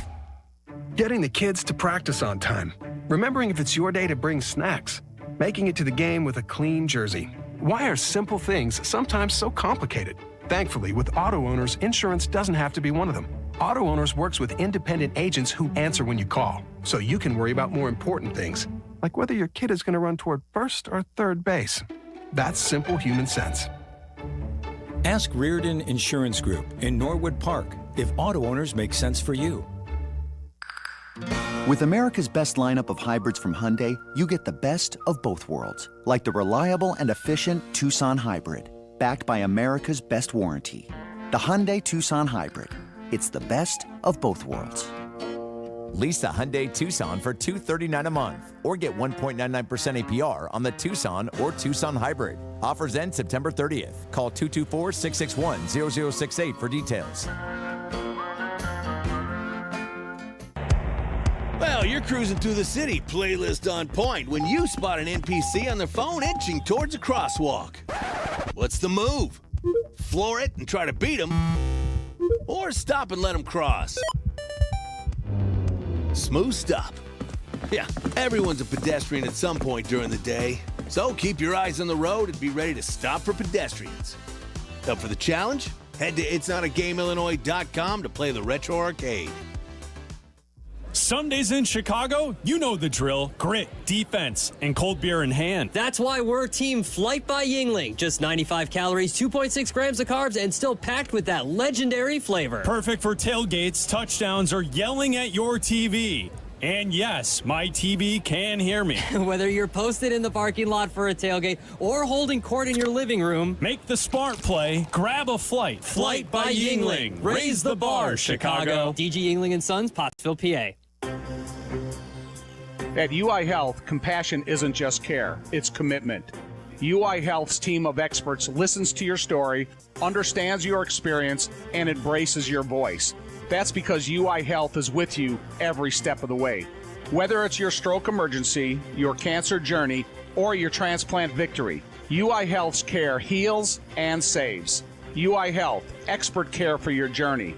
Learn more at uihealth.care. Hey Bears fans, it's Sylvie. Steinhoffels is a proud partner of the Chicago Bears, and this season, they're teaming up with Special Spaces Illinois to create dream bedrooms for kids battling cancer. Every time the Bears defense causes a false start at home, Steinhoffels donates $1,000 to Special Spaces Illinois. Steinhoffels, now with 7 locations, has Chicagoland's largest selection of furniture and mattresses, all styles, every budget, and they're 100% employee-owned. Shop in-store or online at steinhoffels.com. the Chicago Bears podcast. If you aren't listening, you're not getting the whole story. See it or hear it now on the ESPN Chicago app or wherever you like to pod. 54 left hash light angle to the right. We're indoors, so no conditions. Out of the hold of A.J. Cole. This long snapper has had issues. He's on the ball right now. Awaiting the snap. It's good. Snap is good. It's blocked! Bears blocked the kick. They blocked the field goal on 4th and 3 with 32 seconds to go in the game. The Bears blocked the kick. It might be Josh Blackwell. Got to see the replay to make sure, but the Bears are celebrating. They are going to sneak out of Allegiant Stadium with a 25-24 win. Peggy and Yurko, postgame on ESPN Chicago. That blocked field goal by Josh Blackwell is our Finding the Great, which is brought to you by Great Clips, because at Great Clips, they save your haircut details in clip notes, so every member of the highly skilled team knows exactly how to create your signature look. Download their app today, Great Clips. It's gonna be great. Ben Johnson did say after the game in his interview with Jeff Joniak and Tom Thayer that he heard special teams coordinator Richard Hightower through his headset say that Blackwell was going to block this kick. That was before Daniel Carlson's 54-yard field goal attempt, which would have been the game winner.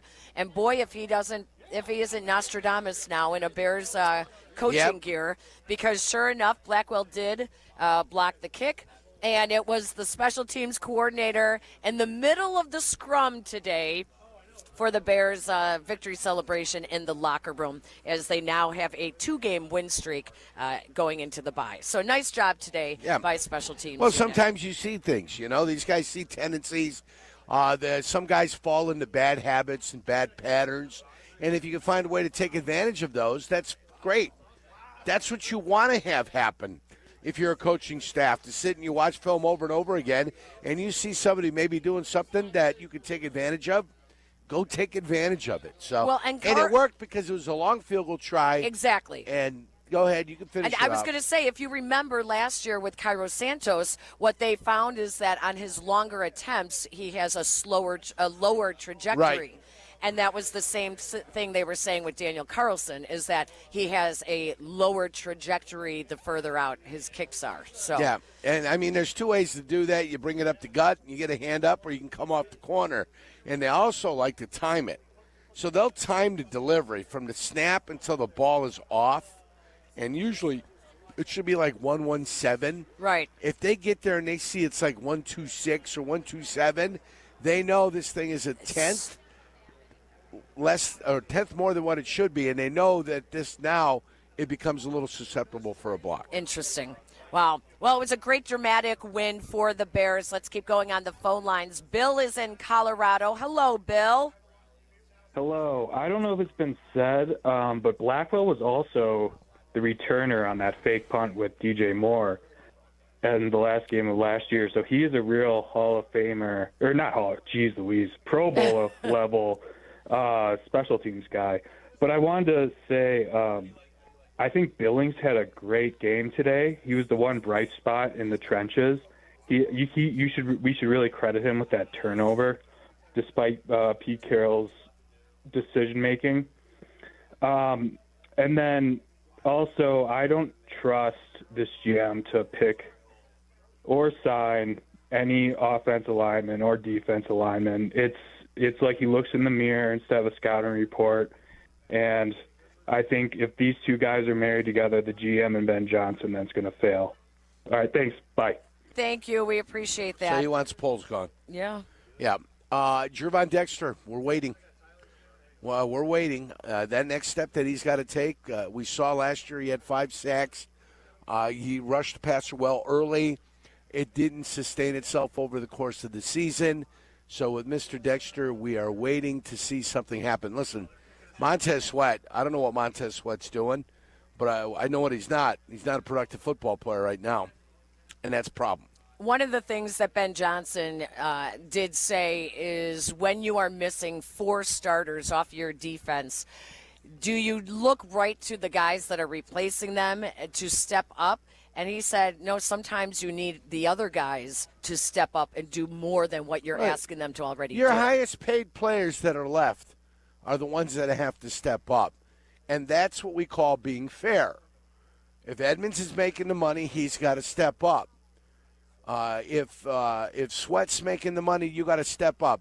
Dio, you're making the money, you got to step up. That's what I'm looking at. If you can get contributions from young players, God bless you. That's fantastic. Good for you.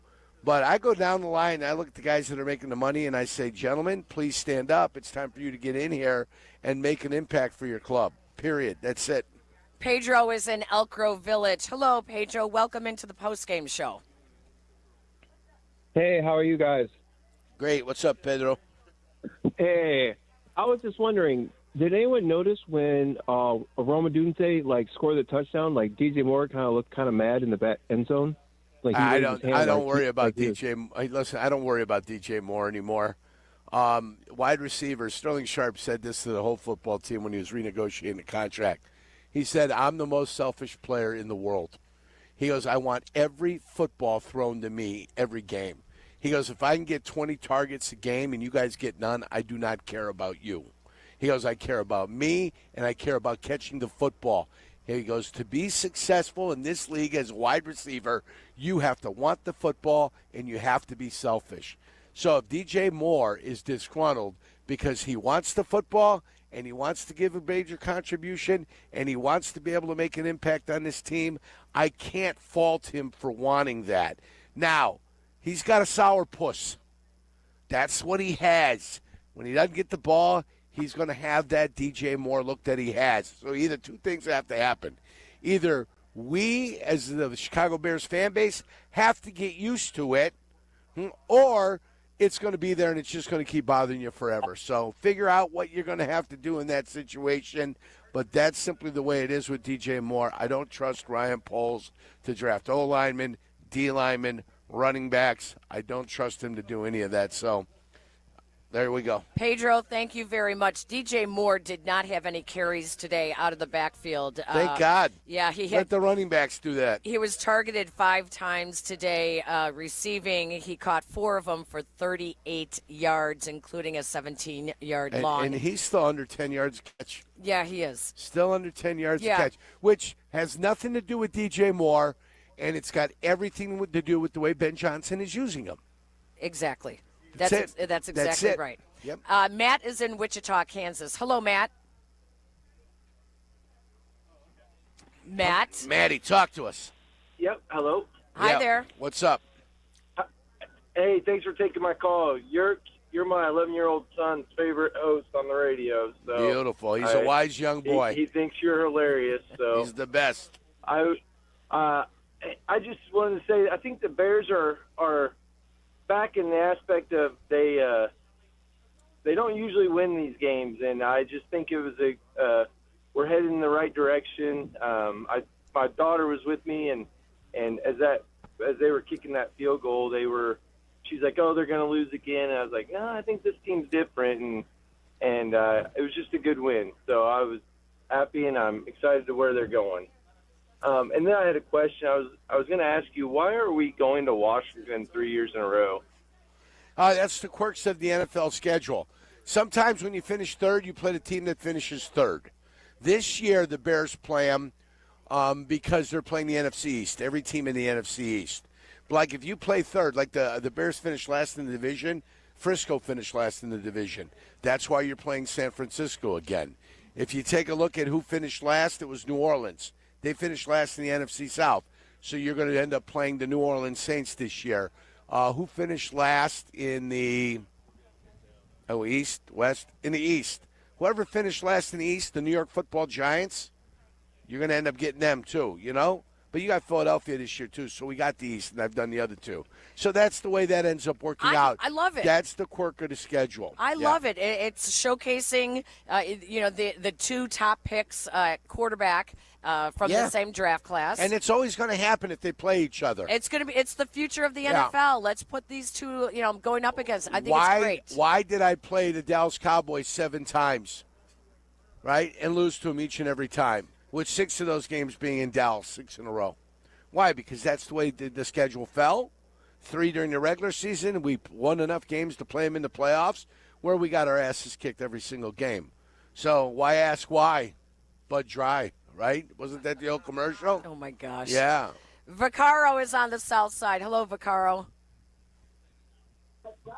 Hello, Vaccaro. Vaccaro. Sonny, are you there, Vaccaro? Vaccaro. I hear you. You're up on the south side. Guess not. Yeah, this is ground control to Major Sonny. Yeah, that's all right. No, nothing. He was there. He was maybe. I heard distracted. something. Yeah. You know, it's. Well, you know, he might be watching the Green Bay game. We're in Sin City. We're having a great time. We have our great listeners who all came out with us on our trip out here to Vegas at Mandalay Bay Resort. It's been a wonderful, wonderful week here as we prepared for this game today. And boy, the Bears came through and helped us out with a nice little win there to give us more to celebrate. Well, I mean, just to bring joy into the hearts of everybody who happens to live in Chicago. And you said Sin City. You know, the original Sin City was Calumet City. Oh, Lord. Oh, you knew that, right? No. You knew that. No. You know, the guys in the outfit were running their operations through Chicago, protected by state lines going into Indiana. Before they came out here? Yeah, before they came out here. Obviously, they were set up there, but we had more bars per capita in Calumet City than anywhere in the world post-World War I. Really? Yeah. Oh, my Our gosh. Sin City that Calumet City got with the reputation, we earned our reputation as the Sin City. Matter of fact, when I was growing up, the Sugar Shack was on state line between Indiana and Illinois. Johnny O's, Johnny 500s. Oh, yeah. We had all types of silliness going on out there. Wow. So with the bye week now, the Bears head into some time off. What is your best advice for what these players should and should not do? Really? Get away. Yeah, really. Get away. The chance you get away from the game because it's going to be a grind the rest of the way out. You're going to get 4 days. Take advantage of those 4 days. You've got family. Go visit some relatives. Go spend a little time. Make sure you get back in plenty of time so you don't miss having to practice on Monday or whenever the coach wants you back. You know, maybe Tuesday, Wednesday, you start kicking it off and making things happen for yourself. Whatever the coach's schedule is. Get away. Don't think about football. Spend some time with your family because now the grind starts. Once you get back in, you've got 13 football games left, 13 chances to put your best foot forward, 13 chances to put victories on the board and find a way to qualify for the playoffs. Now would be a great opportunity for you to call in with our Bears advantage. We told you earlier in the show what we thought the Bears advantage of the game was. The correct caller will get their name put into the hopper to win a 2026 Chevy Trax at the end of the season. The Bears advantage brought to you by our Advantage dealerships. When we come back, more of your phone calls, and we also have a verdict to get to as well. That we most certainly do. Bears win. The Bears win. Luck be a lady tonight. Want to live life at max volume? Then look no further than Hard Rock Casino Northern Indiana. With over 1,700 slots, 80 table games, live entertainment, and 5 restaurants which span a wide range of culinary genres, we are sure to have something for everyone. Whether you want to indulge in a savory dish at Council Oaks Steaks and Seafood or take in dinner and live music at the world-renowned Hard Rock Cafe, amplify your entertainment experience at Hard Rock Casino Northern Indiana, just off Exit 6, I-8094. Must be 21. Gambling problem? Call 1-800-9-WITH-IT. Miller Lite, the legendary light beer. The originator, the inventor. If this beer could talk, it'd tell stories about that one time, that night, that one guy, that one gal. Writing a story 50 years long and 50 million friends wide. Because legendary stories start with a light. Here's to 50 years of Miller Time. Celebrate responsibly. 2025 Miller Brewing Company, Milwaukee, Wisconsin. You have heard me talk about how businesses are elevating their game in Bolingbrook. Here's Mayor Mary Alexander Basta to tell you herself. Thanks, Peggy. Bolingbrook remains the most desirable southwest suburban location to start or expand your business. I invite you to learn how welcoming we are to the many businesses who recently have made Bolingbrook their home. So if you're looking to elevate your future and the future of your business, visit bebolingbrook.com to learn more. Join us and be Bolingbrook. $2.6 million. The Verdoliak Law Group wins again for their clients. That's right. The Verdoliak Law Group recovered $2.6 million for a client who was injured in a bus accident. If you're injured, make sure to call the Verdoliak Law Group. Playing professional football and being on the radio for many years, I've had the opportunity to endorse many products and companies. I've always felt it's important to choose companies that I believe in. I've never had the opportunity to endorse a company owned by close friends until now. The Verdoliak Law Group has been helping people for 60 years. They've even taken care of some of my neighbors and close friends. When you need medical care, you want a doctor with the experience and the skill set that's going to help you. The same holds true when you need a lawyer. The Verdoliak Law Group has recovered over $9 billion for their clients through legal representation and consulting. They have over 60 years of experience and skill serving over 40,000 clients. For personal injury, auto accidents, truck accidents, wrongful death, workers' compensation, medical malpractice, and all your legal needs, call my friends at the Verdoliak Law Group. The Verdoliak Law Group has done great for my friends and neighbors, and they will do great for you, too. Call them today, 844-4VLG-LAW. This is the run my own business dream. This is the college is paid for dream. This is the retire early dream. This is Busey, where your dreams and possibilities become moments. Through trusted guidance and expertise, through lifelong relationships. Because we're here to help you achieve the life you've always envisioned. Busey Bank, building business, growing wealth since 1868. Member FDIC. Being pregnant and finding out you have cancer. I'm Robin, and that was me. But my oncologist, orthopedic surgeon, and high-risk obstetrician at Northwestern Memorial Hospital created the safest chemotherapy plan, so I didn't have to choose between my life and my baby's. Top ranked in Illinois for obstetrics and gynecology by U.S. News & World Report, Robin's team collaborated to deliver a healthy baby and mother, performing a C-section then cancer removal the same day. Northwestern Medicine. Better. In football, success is about team effort, and the same is true for your hair. At Great Clips, they save your haircut details in clip notes, so every member of the highly skilled team knows exactly how to create your signature look. And with our easy-to-use app, you can check in from anywhere and get a ready next text when you're up next for a cut. It's the confidence of a great haircut, delivered by a team you trust. Download our app today. Great Clips. It's gonna be great. Advantage Chevrolet Hodgkins, your connection to your new Chevy. Drive home in less than 60 minutes or they'll make your first car payment. See them in Hodgkins or visit AdvantageChevrolet.com. Restrictions apply. Ask dealer for details.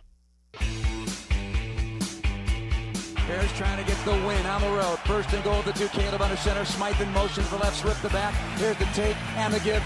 Swift sprinting left. He's got it for the touchdown. Just inside the pylon, front left corner of the end zone. Touchdown! Touchdown Bears for the lead. 1:34 to go. 25-24 Bears. Postgame. More Bears talk coming up. ESPN Chicago. That was a key 11-play drive leading to DeAndre Swift's touchdown when they needed it most. It was not pretty, but they found a way to get it done. Bears now are 2-2 on the season as they head into the bye week. The Vikings also lost to the Steelers in Dublin. Vikings are now 2-2 as well. The Lions are 3-1 after beating the Browns. Packers are playing on Sunday Night Football. They lead the Dallas Cowboys right now as well. And the next opponent for the Bears, the Washington Commanders, they lost to the Falcons today, so they also dropped to 2-2. It'll be a battle of 2-2 teams when the Bears head to our nation's capital to take on the Commanders. Yurko, we need a verdict. I am glad you asked. The verdict is brought to us by Verdoliak Law. Injured in a truck or car accident, call the Verdoliak Law Group. They've been fighting insurance companies since 1963. The verdict is a continuance and the dismissal of all charges because no matter how bad everything looked today, when you find a way to win, everybody is happy and everybody's got a smile on their face. They get to go to work. They get to go to work and they get to figure it all out. What's wrong, how to correct it, that type of thing. But today we dismiss all charges against the Chicago Bears. Why? Because they found a way to win the game. 844-4VLG Law, the Verdoliak Law Group. Injuries have been playing a big key to this Bears team so far early this season, as they were without 4 defensive starters today. Jalen Johnson on IR. TJ Edwards, Kyler Gordon did practice for the first time this past week, though they elected to keep him out. And Grady Jarrett also did not play today. On the offensive side of the ball, Darnell Wright was out today, along with rookie tight end Colston Loveland. So one of the best things that can happen with the bye week is everyone gets a little bit healthier. That's what we can hope for. Hope for health. Hope for getting all your starters back, and some of the new guys and some of the young guys got some experience out there, so that's wonderful also. Our thanks to executive producer Eric Ostrowski, Kendra Smith, and Jake Santos. Charlie Bevins here on site in Las Vegas. Our broadcast crew, Jeff Joniak, Tom Thayer, and Jason McKee, along with their guests, Kevin Byard, Ben Johnson, and Caleb Williams. Our thanks to the folks here at Mandalay Bay Resort for a wonderful week here in Sin City. No game next week as the Bears head into the bye week. We are back for Monday Night Football against the Commanders on October 13th. For Yurko, I'm Peggy. You have been listening to the Great Clips postgame show on the Chicago Bears Radio Network. As we say goodbye to our network affiliates, we welcome the rest of you to stick around. The postgame show with Jeff and Pat is next. Hi, this is Dave Musial, owner of Four Seasons Heating, Air Conditioning, Plumbing, and Electric. With our biggest sale ever, furnaces from $39 a month, furnace and air conditioning combos from $59 a month, plus 72 months interest-free financing and up to a $4,000 system rebate. Four Seasons guaranteed to beat any competitor's price by up to $1,000 guaranteed. So call today for your free in-home estimate and same-day installation. For all the right reasons, call 866-4Seasons. Hey, this is Courtney Cronin. If you're injured, you want a legal representative that gets you and where you come from. Exactly. When you call us, you're not getting some out-of-town mega firm. You're talking to Chicagoans. That's Julio Costa of Costa Iavoni, and his partner Anthony is also here. Thanks, Courtney. We're proud of the trust we've built here in town. There's an immediate connection with Chicagoans. They know we'll take the time to understand what they're going through. And then we will fight to win. At Costa Iavoni, we get you. Costa Iavoni, your trusted local personal injury attorneys at 708-4million. Dear Rocky Roads, the 2025 Toyota Tacoma doesn't flinch. Rugged twists? Been there. Rutted turns? Done that. With tons of top tech and rock-solid resilience, Tacoma is tougher than any terrain. And when the dust settles, Tacoma's legendary resale value means confidence for the road ahead. Find your Tacoma at Toyota.com or visit your local Toyota dealer today. Toyota, let's go places. Illinois State University and Chicago's favorite football team have a lot in common. A long tradition. Illinois State is the oldest public university in Illinois. A history of success. Redbird graduates earn $15,000 more than the national average. And highly regarded recruits. Our newest freshman class is our largest ever. There's never been a better time to tune in on Sundays, and there's never been a better time to be a Redbird. Get started on a Hall of Fame career today. Learn more and apply for admission at illinoisstate.edu/admissions. In Chicago, football isn't just a game, it's a way of life. And when the Bears hit the field, there's only one drink that brings the flavor, Dr. Pepper. It's bold, it's original, it's the best 23 flavors in football. So whether you're cheering in the stadium, tailgating in the lot, or yelling from afar, make sure you've got Dr. Pepper in hand. Go Bears, and drink up. It's a pepper thing. Hey, I'm ordering dinner. I was thinking burgers. Boom! I just earned a $650 bonus for opening up a checking account at Old National Bank. Sorry, what'd you say? Burgers? No, I definitely said 40-ounce dry-aged tomahawk steaks. Yep, with those little sauteed mushrooms. Earn up to a $650 bonus when you open an eligible checking account and complete qualifying activities. Visit oldnational.com/checking and get old. Member FDIC. Additional restrictions apply. Offer valid through October 31st, 2025. Well, you're cruising through the city, playlist on point, when you spot an NPC on their phone inching towards a crosswalk. What's the move? Floor it and try to beat them, or stop and let them cross? Smooth stop. Yeah, everyone's a pedestrian at some point during the day, so keep your eyes on the road and be ready to stop for pedestrians. Up for the challenge? Head to itsnotagameillinois.com to play the Retro Arcade. If you're turning 65 or new to Medicare, Humana might just have the health plan you're looking for. Our Medicare Advantage plans offer coverage and care you can count on. You could get a plan with a $0 premium or an all-in-one plan that may include medical and prescription coverage, as well as routine dental, vision, and hearing. Learn more at gethumana.com. Humana, a more human way to healthcare. Humana is a Medicare Advantage HMO and PPO organization with a Medicare contract. Enrollment in any Humana plan depends on contract renewal. Chicago's home for sports is the home of the Chicago Bears. ESPN Chicago. You've been listening to Bears football on the Bears Radio Network. The Chicago Bears Radio Network is brought to you in part by Hard Rock Casino of Northern Indiana, Miller Lite, the Advantage Dealer Group, and Dr. Pepper. This is Bears football on the home of the Bears, ESPN Chicago. Thanks for listening to the Chicago Bears Radio Network. Welcome to Bears Postgame. Here are your hosts, Jason McKee, Jeff Miller, and Pat the Designer on the home of the Chicago Bears, ESPN Chicago. 54 left hash light angle to the right. We're indoors, so no conditions. Out of the hold of A.J. Cole. This long snapper has had issues. He's on the ball right now. Awaiting the snap. It's good. Snap is good. It's blocked!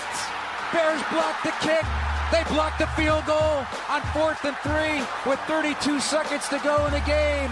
The Bears blocked the kick. It might be Josh Blackwell.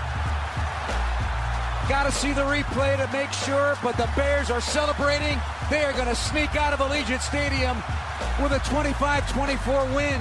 And you know by now it was Josh Blackwell indeed with the blocked field goal for the Bears' 25-24 win over the Raiders in Vegas. This is the post-game show, a.k.a. the non-Vegas crew here in the house, taking your calls, 312-332-3776, celebrating a Bears win. I see Eric Ostrowski with the pump on the other side of the glass. Non-Vegas action. I'm here. We're here for it. Yeah, Jake Santos, Kendra Smith in the house, and everybody out there who did not go to Vegas. That's all right. We can still watch and celebrate a Bears road victory, even if you're not there. I'm tingly. Absolutely, and it feels that much better because we're not taking in all the Vegas festivities like everybody else. We're just watching a Bears game like Bears fans should. And we're not bitter in any way, shape, or form. But listen, the Bears get a win. And that's all that matters. You don't apologize for a victory in this league. No. It wasn't pretty, but you know what? The Bears had to bye 2-2, and after the way the first 2 weeks started, I'll take it, Pat the Designer. Yeah, Jeff, listen, this is not college football where, if you're slated to beat a team by 35 and you win by 7, it's not a good win. There's no such thing as not a good win in the NFL, especially coming off of this type of game. You know what I mean? Where you did all the things that we have talked about to hurt yourself in this game. They had a couple of game-wrecking players in Ashton Jeanty, who didn't we all just know he was going to get right versus us? Whoa. You're giving Jeanty game-wrecking player. I think the Bears defense gave him an assist for being a game wrecker today. Well, listen, however we count it, he wrecked this game. That's fair. 21 carries, 138, 6.5 per. We'll talk about that as well. Yes, but I think, you look on the other side.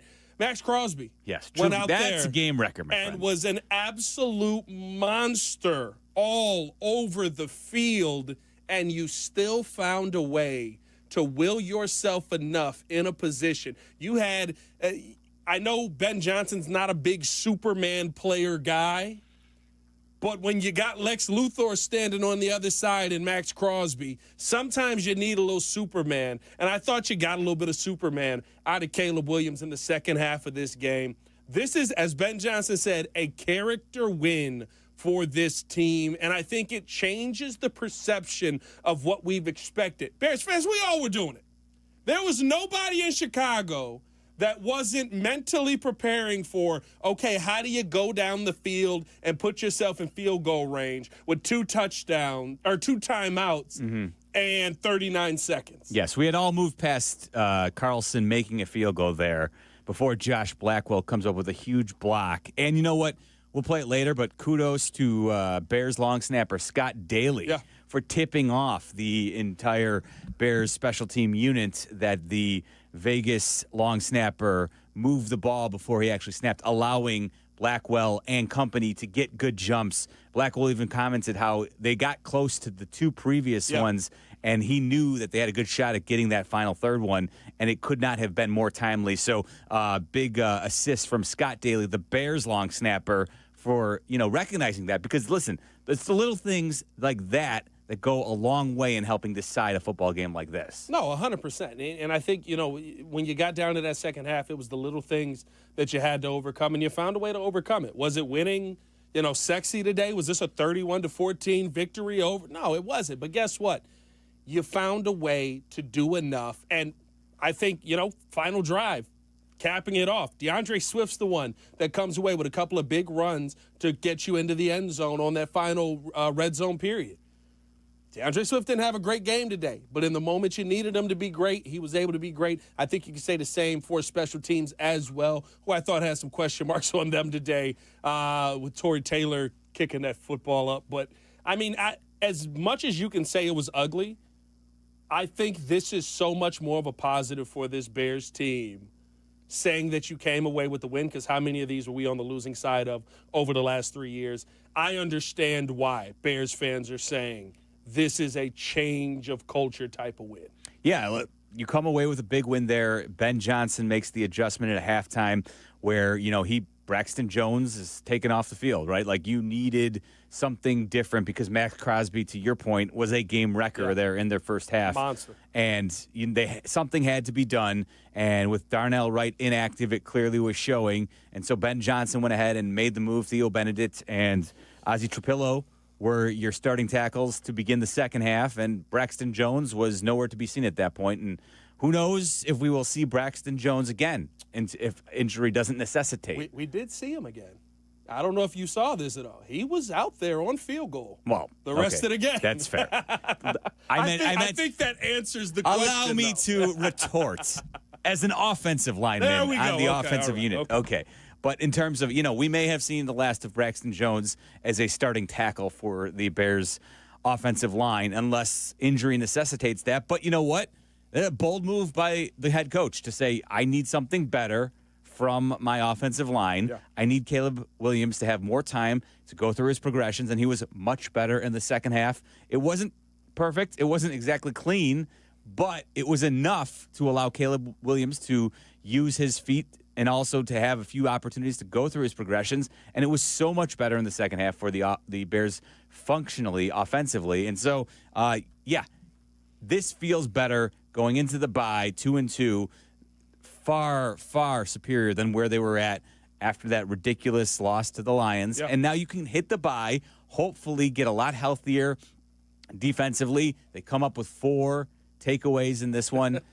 Which were all needed because, they could not stop Ashton Genty. But you know what? In this league, in this NFL in 2025, more often than not, takeaways are going to be a bigger determination as to whether or not you can win football games, because a lot of times it's just the way the penalties are set up in this league. They're going to give offenses more than enough opportunities to come away with points unless you can take the ball away. And you know what? Kevin Byard, game ball to you, man. A couple of INTs, and Tariq Stevenson, huge game for him. Wildly athletic. We've seen some incredibly athletic interceptions this season from Tariq Stevenson, Tremaine Edmonds, Kevin Byard, like shockingly athletic. Playing with confidence out there. And those takeaways were critical in helping the Bears come away with this win. And we're taking your calls about it, 312-332-3776. Let's start with Lewis, who's in Lyle. What's going on, Lewis? Lewis? Hey, what's up, bud? Hey, apparently Ben Johnson loves Ferris Bueller's Day Off. With that in mind, Joshua Blackwell, you're our hero. Now, honestly, it feels really, really good to be on the right side of a blocked game-winning field goal. I will say you're right. I think Braxton Jones has done himself in at left tackle. When Ozzie Trapello came in at right tackle, Max Crosby was shut down. And you know what? That first half, I haven't seen any single defensive player dominate another team's offense since Julius Peppers against the Panthers back in 2010. Yeah. We all know that game when he blocked a screen pass, then from his knees managed to still get the pick. Yeah. Mm-hmm. That is Ozzie Trapello came in and did what he was supposed to do, and he actually was able to shut Crosby down in a way that I didn't think was possible that second half. Now, granted, Crosby was still able to get some pressures, but it wasn't nearly as flagrant. This win is something that we desperately needed. Tonight, I am going to raise a glass of my family's wine, along with my wife, Manon.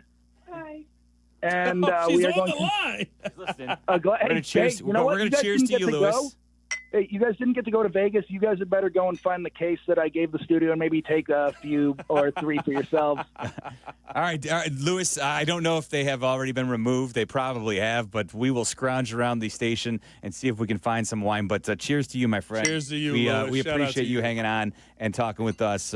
It was a Bears win that will not be forgotten anytime soon. And, again, it was not pretty. Rome Odunze continues to establish himself. You were talking him up last week. He clearly looks like the favored target by Caleb Williams, and he's showing why. He was a top 10 pick in the NFL draft. So that is really nice to see.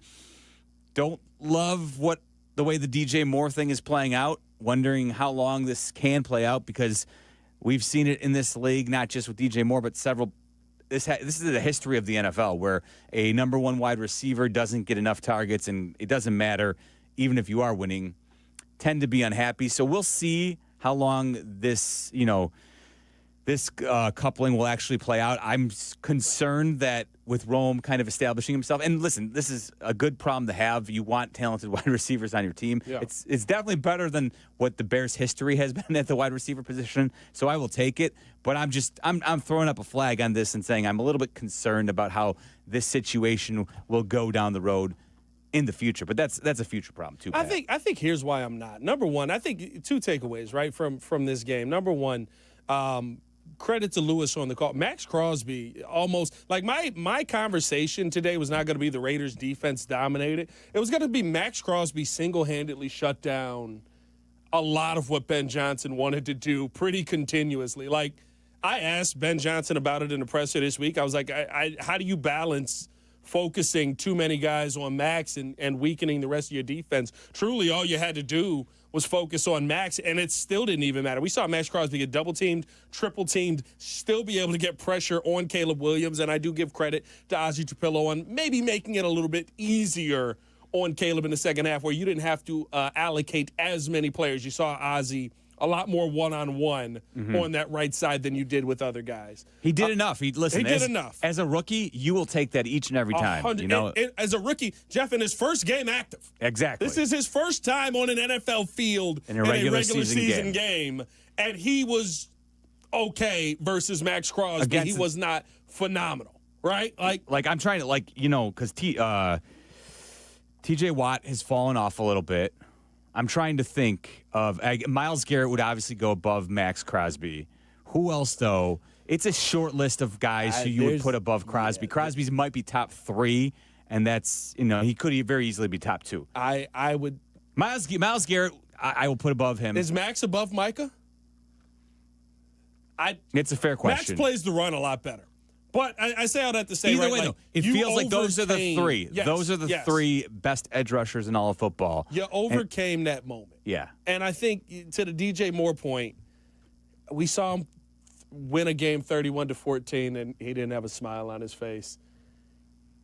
It's just his face. I keep saying this. It's how he looks in the locker room. It's how he looks when he's out at practice. It's how he looks on the side. Well, as much as we love Ben Johnson for sitting there up 31, stoic, still looking. They blocked the field goal. He didn't smile. I can't then turn around and go, DJ Moore, why aren't you cheesing on the sideline? No, it's not I hate that. your body language. You look like a bad player. He doesn't. He got 5 targets. He caught 4 of them. I think we also need to talk about the fact that Olamide Zaccheaus got 6. Swift got 6. Cole got 9, caught 3. There's a conversation. Burden got 2, caught 2. Like, the ball is being spread around. I would rather see that than Rome Odunze is your only option. That's where the football has to go. I'm flagging it and pointing out that DJ Moore, I do think this is going to come to a head at some point. Rome Odunze is establishing himself as the number 1 wide receiver, and that's all. Again, that's a side story. I don't want to derail us because it's a win, and there's so many other things to point out, so we'll continue to take your calls. Let's try Matt, who's in Streamwood. What's going on, Matt? Hey, Miller and Pat, thanks for taking my phone call. What's going on, Matt? Before I get to my point, DJ Moore was the first one to hug Caleb when they blocked the field goal. I did see that, so he was the first one to went to Caleb and said, "Job well done." So I don't think I think the camera catches him on bad times. But anyways, you guys, I am so impressed with these defensive backs, especially Kevin Byard and Tariq Stevenson. They're playing out of their mind. I know this is not, they can't do it all the time, but they are making up for the front 4 on the defense. There's just nothing from Montez Sweat or Javon Dexter. I just don't know what happened to those 2 guys. And conversely, the same thing with DeAndre Swift. I don't know what's going on, guys. Like, I can't remember the last time he's had 100 yards rushing in a game, and we're on, game 21 for him. And there's just I don't even know anymore for DeAndre Swift. There's just nothing there anymore. And I just don't know what Ben Johnson needs to do. I wish he would go with Roschon Johnson. I'd rather see Roschon Johnson and Kevin Monangai. I understand he's got a concussion. I believe that. I understand, Miller and Pat. I believe that. But DeAndre Swift, we cannot go. I think he had 8 plays with negative yards. Roschon's playing. Yeah, he's playing on special teams. So I think the problem is Roschon doesn't have any juice. He's just, we've kind of seen this now. He's a plotter. He's the definition of the old, if you need you need 2 yards, he'll get you 3. If you need 4 yards, he'll get you 3. Yeah. He has no explosiveness, and I think in Ben Johnson's offense, that's part of the reason why he's not in any real way a focal point of getting him touches. They made that a bit more of an effort last season, when we saw him get goal line carries, and that was fine. That's probably his best usage as a short goal line back, but the reality is those guys are a dime a dozen. You can find those throughout the league. You found one. Kyle Monangai is that guy. Kyle Monangai, right now. yes. And maybe he's got a little bit more upside. And he has I little like more, him in the past game. He's cheaper for longer. And he's a rookie.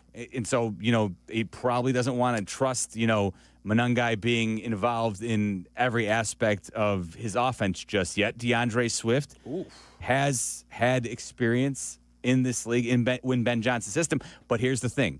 We know this. When Ben Johnson had the opportunity to go ahead and make DeAndre Swift his featured back in Detroit, he quickly disposed of him. He came here in Chicago. Jeff, does it not feel similar? Well, Remember, first few games, it was Swifty. Let's see what you got. And then it quickly turned into, I guess we're going to try and get Jamal Williams a single-season touchdown record. I legit listen.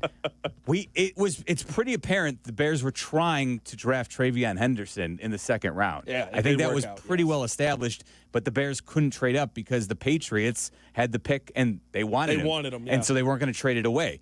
I think that's pretty clear. So DeAndre Swift, this may be his last season as a member of the Bears. The problem for the Bears was that they just didn't, in terms of where they were picking, they still had a lot of needs, right? They really liked Colston Loveland, who was hurt and out and inactive today, and that's also been his pedigree in college, is that he gets hurt often. Yeah. So, that might be something that's kind of rearing its ugly head. Cole Kmet clearly had huge issues. I'll let you here. I'll cede the floor to you on Cole Kmet. I don't know what to say other than he needs to be better. He took a huge hit early in the game. I don't know if that affected him in any way, but he definitely hurt the Bears quite a bit today, to the point where if they don't come away with that blocked field goal win, he would be, I think, a lot more upset with Cole Kmet today. Yeah, listen, it was not a great day for Cole at all. I think the difference is that we've seen Cole have those days and bounce back and be able to be a key focal point of the offense. Am I going to sit here and say that Cole Kmet's the reason that the Bears lost? No. Am I going to say that he they didn't lose or would have lost? I guess I should say saying, that's true. I'm not. I will say this. The drops don't irritate me as much as the false starts. I think it all goes into the stew, my man. The pre-snap penalties, because I think the drives that we saw today out of Caleb Williams, this is the first time that Caleb was able to overcome the pre-snap issues, the false starts, the illegal formations. We saw rear their ugly head yet again. Yeah. I was more upset about those situations. I think he left today with 2 false starts on the day than I was with the drops. And the only reason being because I don't think that Cole was the main target for Caleb yet again. You're going to Rome. You're going to DJ. Sure. When I get into those moments, I need you to be more sure-handed than you were, but you can bounce back from that if, in those first 3 turnovers of the first half, Jeff, you don't continue to shoot yourself in the foot 3 drives in a row. They were able to overcome it. The problem is most weeks it's going to be very difficult to overcome 100%. those pre-snap penalties. They need to stop. That's I think the bigger issue. Hopefully they can clean some stuff up in the bye week. 8 penalties for 60 yards today. Now they're not going to have extra practice time. They may have an extra day or so, but there's a mandated week where the players are going to get off because of the CBA. So it's not like Ben Johnson can say, "Get in up at Hallis Hall this week. We're going to work through our bye week." That is not the case, and but they'll get some extra time to rest up and hopefully get healthy. And they will have an extra day because their next game isn't until Monday, October 13th against Washington, in Washington, against the Commanders, when they will try and revenge the failed Mary that obviously is going to be a huge talking point in a couple of weeks. Yeah. I think, listen, right now, where you're at mentally coming off of this win, like Ben Johnson said, like Kevin Byard said, a character win, this is exactly what you needed. Now, would I have loved a 31-10 game where you just blow them out the water and Geno Smith's horrible? 100%, because I think you go into that game maybe a little bit more confident. But here's the thing that this game does for you, Jeff. And Kevin Byard pointed to it in one of the post-game locker room videos. But it was the truth. And usually when things continue to happen, there's a little bit of belief that is in your mind that here we go again when this situation happens. All the penalties, all the issues, they're driving down end of the game. They get themselves in a position to go score a field goal. We've been on the losing end of that now 3 times, I believe. You also have the Caleb Williams try and fight yourself back game that turns into the Hail Mary versus Washington. Mm-hmm. Or it turns into you go into overtime and it not being enough versus Minnesota. Like, you had these moments, but you haven't had these moments end in a win. Mentally, I think that this is what you needed to shake loose some of the, hey, this isn't who we are. And if we buckle down and lock down and we play 60 minutes of football, we can come away with these wins. We've been on the other side of the one-score games. Today, you're on the right side of it because of every single phase of this team. First half, I think the defense gave you everything they had. Second half, I thought the offense started to figure it out a little bit, gave you what they had, and special teams wins you the game. That's what it takes. 3-phased football team that wins a game, sneaks out with a road win. And I'll add this, too. It was easy to look at this game and say, you know what, this is a win you need to have if you're going to win any road games. But at the same time, let's not underestimate the fact that the Raiders were very motivated, having had their asses handed to them by the Commanders the previous week. So there's no doubt that they were certainly extra motivated to try and come back and get themselves a win at home. So the fact that the Bears were able to weather that storm and then bounce back and get the win, again, no apologies for a win in this league. I'm Jeff Meller. He's Pat the Designer. The post-game show, the non-Vegas edition, right here on the ESPN 1000, home of the Bears. Don't wait to start building your future. North Park University in Chicago is enrolling now. North Park is known for its renowned nursing and education programs, a 15-to-1 student-to-faculty ratio, and classes where professors get to know you personally. The warm Christian community welcomes those from all faith backgrounds, and students graduate ready to lead in schools, communities, and beyond. Apply today at northpark.edu. That's northpark.edu. North Park University, where faith, purpose, and career come together. Hey, it's the best season of the year. Pumpkin spice season.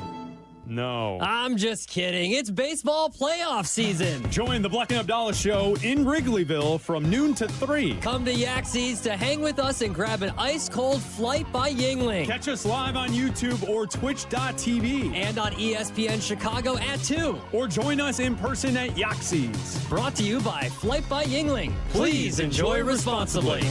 Hey guys, it's Sylvie. You know those old drafty windows that let all the cold in and just don't look right? It's time to upgrade, and Window Nation can get it all replaced in a day or less. Right now, they've got an amazing deal. Buy 2 windows, get 2 free, 0 down, 0 payments, and 0 interest for 2 years on top of that. I trust Window Nation because I've got their windows throughout my own home. I've seen the quality and the difference they can make. Call 866-90NATION or visit windownation.com for your free estimate. Are you ready to make a difference for the environment while helping the visually impaired at the same time? Then donate your vehicle to Heritage for the Blind today by calling 1-800-983-6530. Every donated vehicle will either be properly recycled in an eco-friendly manner or given a new life through reuse. Donating your vehicle is easy. Simply call 1-800-983-6530 and Heritage for the Blind will do the rest. They'll even arrange for your vehicle to be picked up at no cost to you. And for a limited time, when you donate your car, you'll receive a $200 restaurant voucher and a 2-night, 3-day hotel stay at one of 50 locations. Call 1-800-983-6530 right now to schedule your vehicle donation and make a positive impact on the environment while helping others. Heritage for the Blind, where every car donation counts and every person makes a difference. Call 1-800-983-6530 now. This advertisement is paid for by Heritage for the Blind.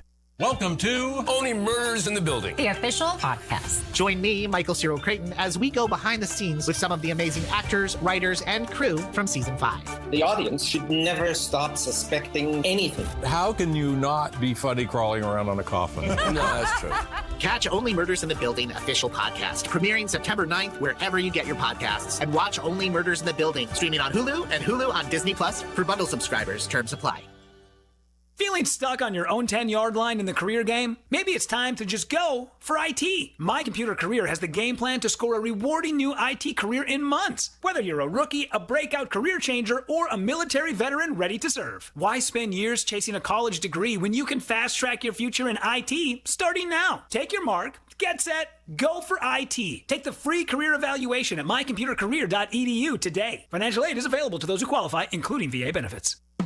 True North convenience stores and Red Bull are an elite matchup. True North offers the Legend Red Bull Original and Rookie Red Bull Zero. Get 3 8-ounce flavors for $6.50 and save 10 cents off a gallon with the True Rewards mobile app. Available in your favorite app store. Postgame continues now. This is the home of the Chicago Bears. ESPN Chicago.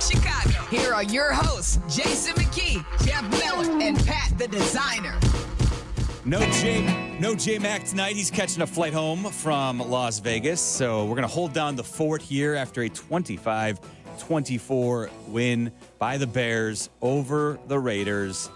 They sneak out of Vegas, and Caleb Williams comes down and leads the team to a go-ahead touchdown drive. They failed to convert on the 2-point conversion. I was a little bit nervous about that because obviously it was setting up a situation where the field goal was going to beat you.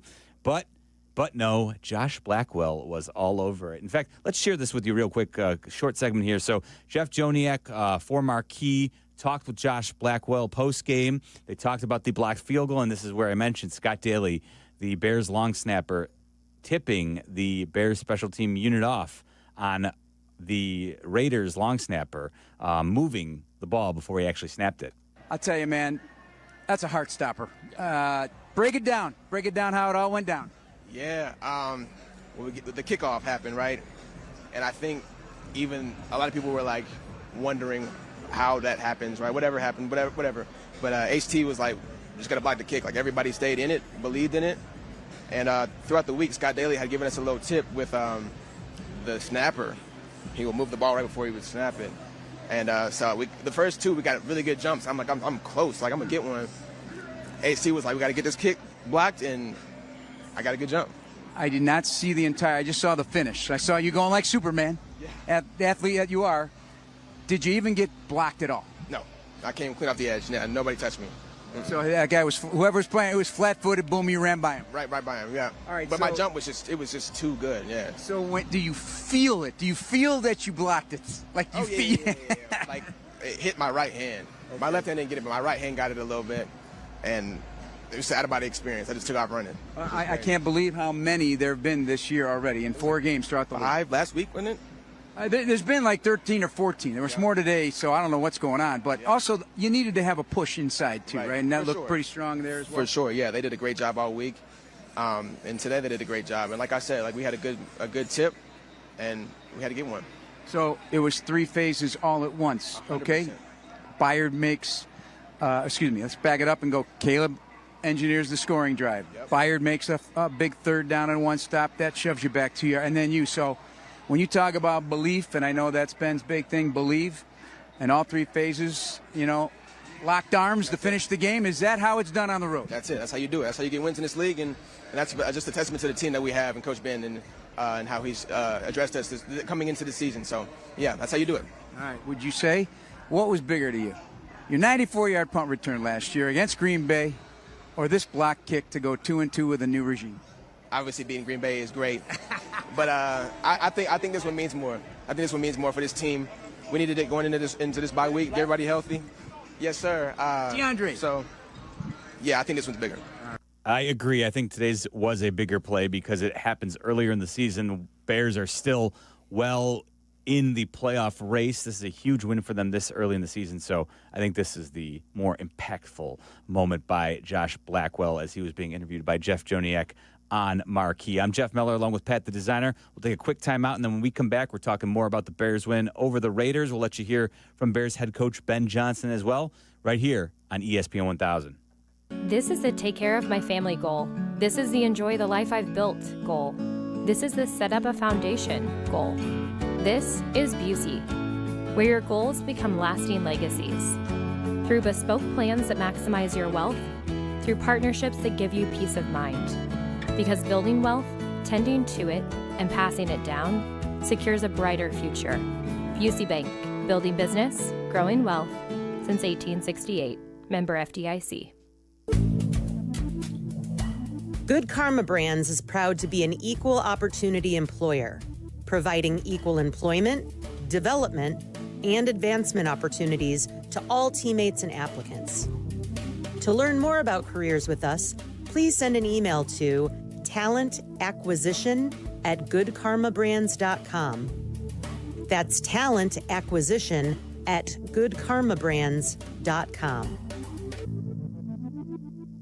We all hear the radio ads about the IRS. They tell you to be afraid, to be scared, and they try to frighten you into calling. I'm not here to do that. Tax Relief Advocates is different. TRA is here to tell you that if you owe money to the IRS, whether it's $5,000, $50,000, or $500,000, we have a solution. It doesn't matter if you're sitting in your car, at work, or with your kids. No matter where you are, call now. 800-575-6759. Don't lose hope. TRA can eliminate or reduce what you owe to the IRS. Generous programs are now available that can give you a fresh start. Our passion is taxes and helping individuals fix their IRS problems. We have over 1,000 five-star reviews on Google and an A+ with the Better Business Bureau. You don't need to be afraid of the IRS any longer. End your tax nightmare today by visiting us online at TRA.com or call 800-575-6759. That's 800-575-6759. Tax Relief Advocates. Real solutions for real people. This is the home of the Bears, ESPN Chicago, WMVP, WTBC HD2, Chicago. Postgame continues now. This is the home of the Chicago Bears, ESPN Chicago. Here are your hosts, Jason McKee, Jeff Meller, and Pat the Designer. Snap back, blitz again, picked up by Swift, throwing left, caught, inside the 20, inside the 15. And it's Odunze with a first down catch and run to the 13-yard line. Bears trying to get the win on the road. First and goal at the 2, Caleb under center, Smythe in motion to the left, Swift the back. Here's the take and the give. Swift sprinting left, he's got it for the touchdown. just inside the pylon, front left corner of the end zone. Touchdown! Touchdown Bears for the lead.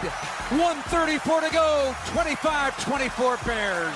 One of those three phases working out as the Bears offense takes the lead. And then, of course, you heard Jeff Joniak mention Kevin Byard with the huge stop on third down to force the field goal. And then, of course, Josh Blackwell and the Bears special teams unit coming up with a huge block. I'm Jeff Meller, along with Pat the designer. No J-Mac with us this evening. He's flying home from Vegas, so it'll be us. But don't worry, we're going to let you hear from J-Mac as he did speak with Caleb Williams in the locker room after the win. It was a great conversation, so we will play that for you before we get out of here. Jeff, is this breaking news from Schefter here that's worth bringing up on the we got our Super Bowl halftime performer. You know what? I was going to say they did do it. We got our Super Bowl halftime performer. I know they announced they announced it on Sunday Night Football. So Bad Bunny will be the halftime performer for the Super Bowl on Sunday, February 8th, 2026 at Levi Stadium in Santa Clara, California, per Adam Schefter. You a big Bad Bunny guy? I enjoy his work on SNL. Okay, he was good on SNL. I love him on WWE. Listen, when he's on there, he's phenomenal. He's a multifaceted performer. So yeah, he's a genius. I would imagine he's going to put on a good show. I think that's the bigger thing is I want an artist who is going to be able to, appeal to multiple people out there, but also it's a performance. It can't just be music. It's got to be bigger than that for the Super Bowl, and I think he's a great pick. All right, better or worse than Kendrick dissing Drake the entire time? Better or worse? I want to know which side of the beef you were on. I'm going to reserve. Tim's judging on the other side of the glass, by the way. I'm perfectly fine with Kendrick dissing, but I need to reserve judgment until I actually see what Bad Bunny comes out with. I guess not better, more excited or less excited than I Kendrick don't think I can. No. I don't think it's going to live up to that. Okay. I don't know. I don't think Bad Bunny's got big beef. That was a summer of hands. Yeah. That ended at the Super Bowl, so that was tough. Yeah. That's a tough. Drake made his own bed, so let's go on out to Tommy, who's in Downers Grove. What's going on, Tommy? Tommy. Hey guys, I want to get your opinion. After Odunze's touchdown in the third, they went up 15-14. My buddies and I were all texting like, why didn't they go for two?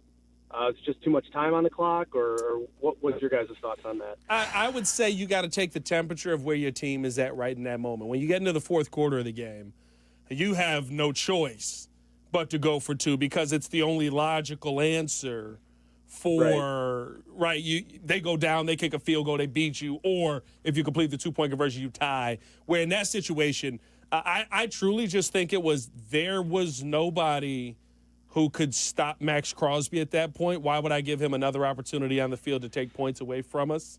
So I was okay with them going for the field goal in that situation. Extra point, yeah. For the extra point, I should say, in that situation, because I thought that the temperature of the team, you knew you didn't have an offensive line that could execute one of those quick plays like that at that point. Yeah, I don't know. It's a fair question, Tommy. I don't believe Ben was asked specifically about that in the post game. So that's one of those things where there may be a follow-up tomorrow. It's certainly fair, but at the same time, I think you kind of laid it out. It's just, it's still early in the game, right?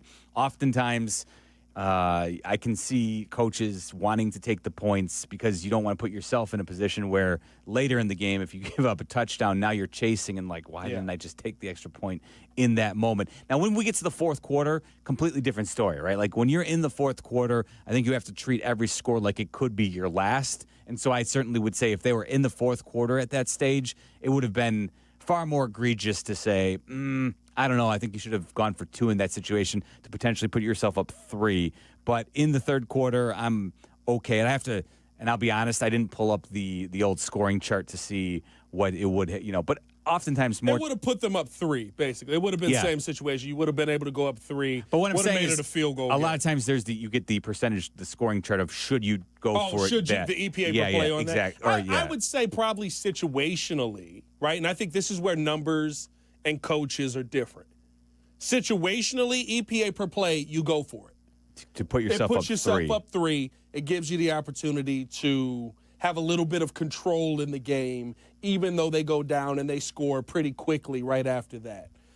The feel of the game, and I think this is a takeaway, Bears fans, that you should have for Ben Johnson. He felt where his team was at in that moment and said, we're not in a position to go for this. I think that's the part on going on it for fourth down that so often gets lost in these coaching situations. Do you want to lose games going away from your identity? No, you never do. But do you want to be in these games going the logical route based on how your team is playing in that moment? I think that's what we got out of Ben Johnson in that. And that's another feather in the cap of this feels different. Because probably if you're dealing with the coaching staff last year, the 2-point conversions were all over the place. You probably would have gone for it on 2 because the numbers said you should have gone for it on 2. Yeah, like I said, it's so early in the game where I can understand not wanting to chase points, and always being concerned about potentially missing a 2-point conversion, whereas an extra point you feel like that's money in the bank, and then you give yourself a little bit more flexibility down the road here where you don't just give that point away. So I was okay with it. It wasn't something at the time where I was like, why aren't you going for 2? That's a situation where it didn't bother me too much. Let's try Steven, who's in Detroit. What's going on, Steven? Hey, guys. An ugly win. There's no question about it. Yeah. And the defense remains very spotty because they can't tackle even with their life dependent upon, and the run defense as a result, even last week and this week, was just really, really atrocious. I know tackling is a lost art form, not just in the NFL, but in college, and even if you want to go down further, even in high school level too, perhaps. But, man, that has to be cleaned up immediately if the Bears were to, keep winning. So my thoughts is that now that the Bears are 2-2 with a bye week, coming at a rather earlier than a year before, but with all the injuries, thankfully this bye week comes at a very good time. And the running game and the defense, particularly the defensive line, is a massive problem.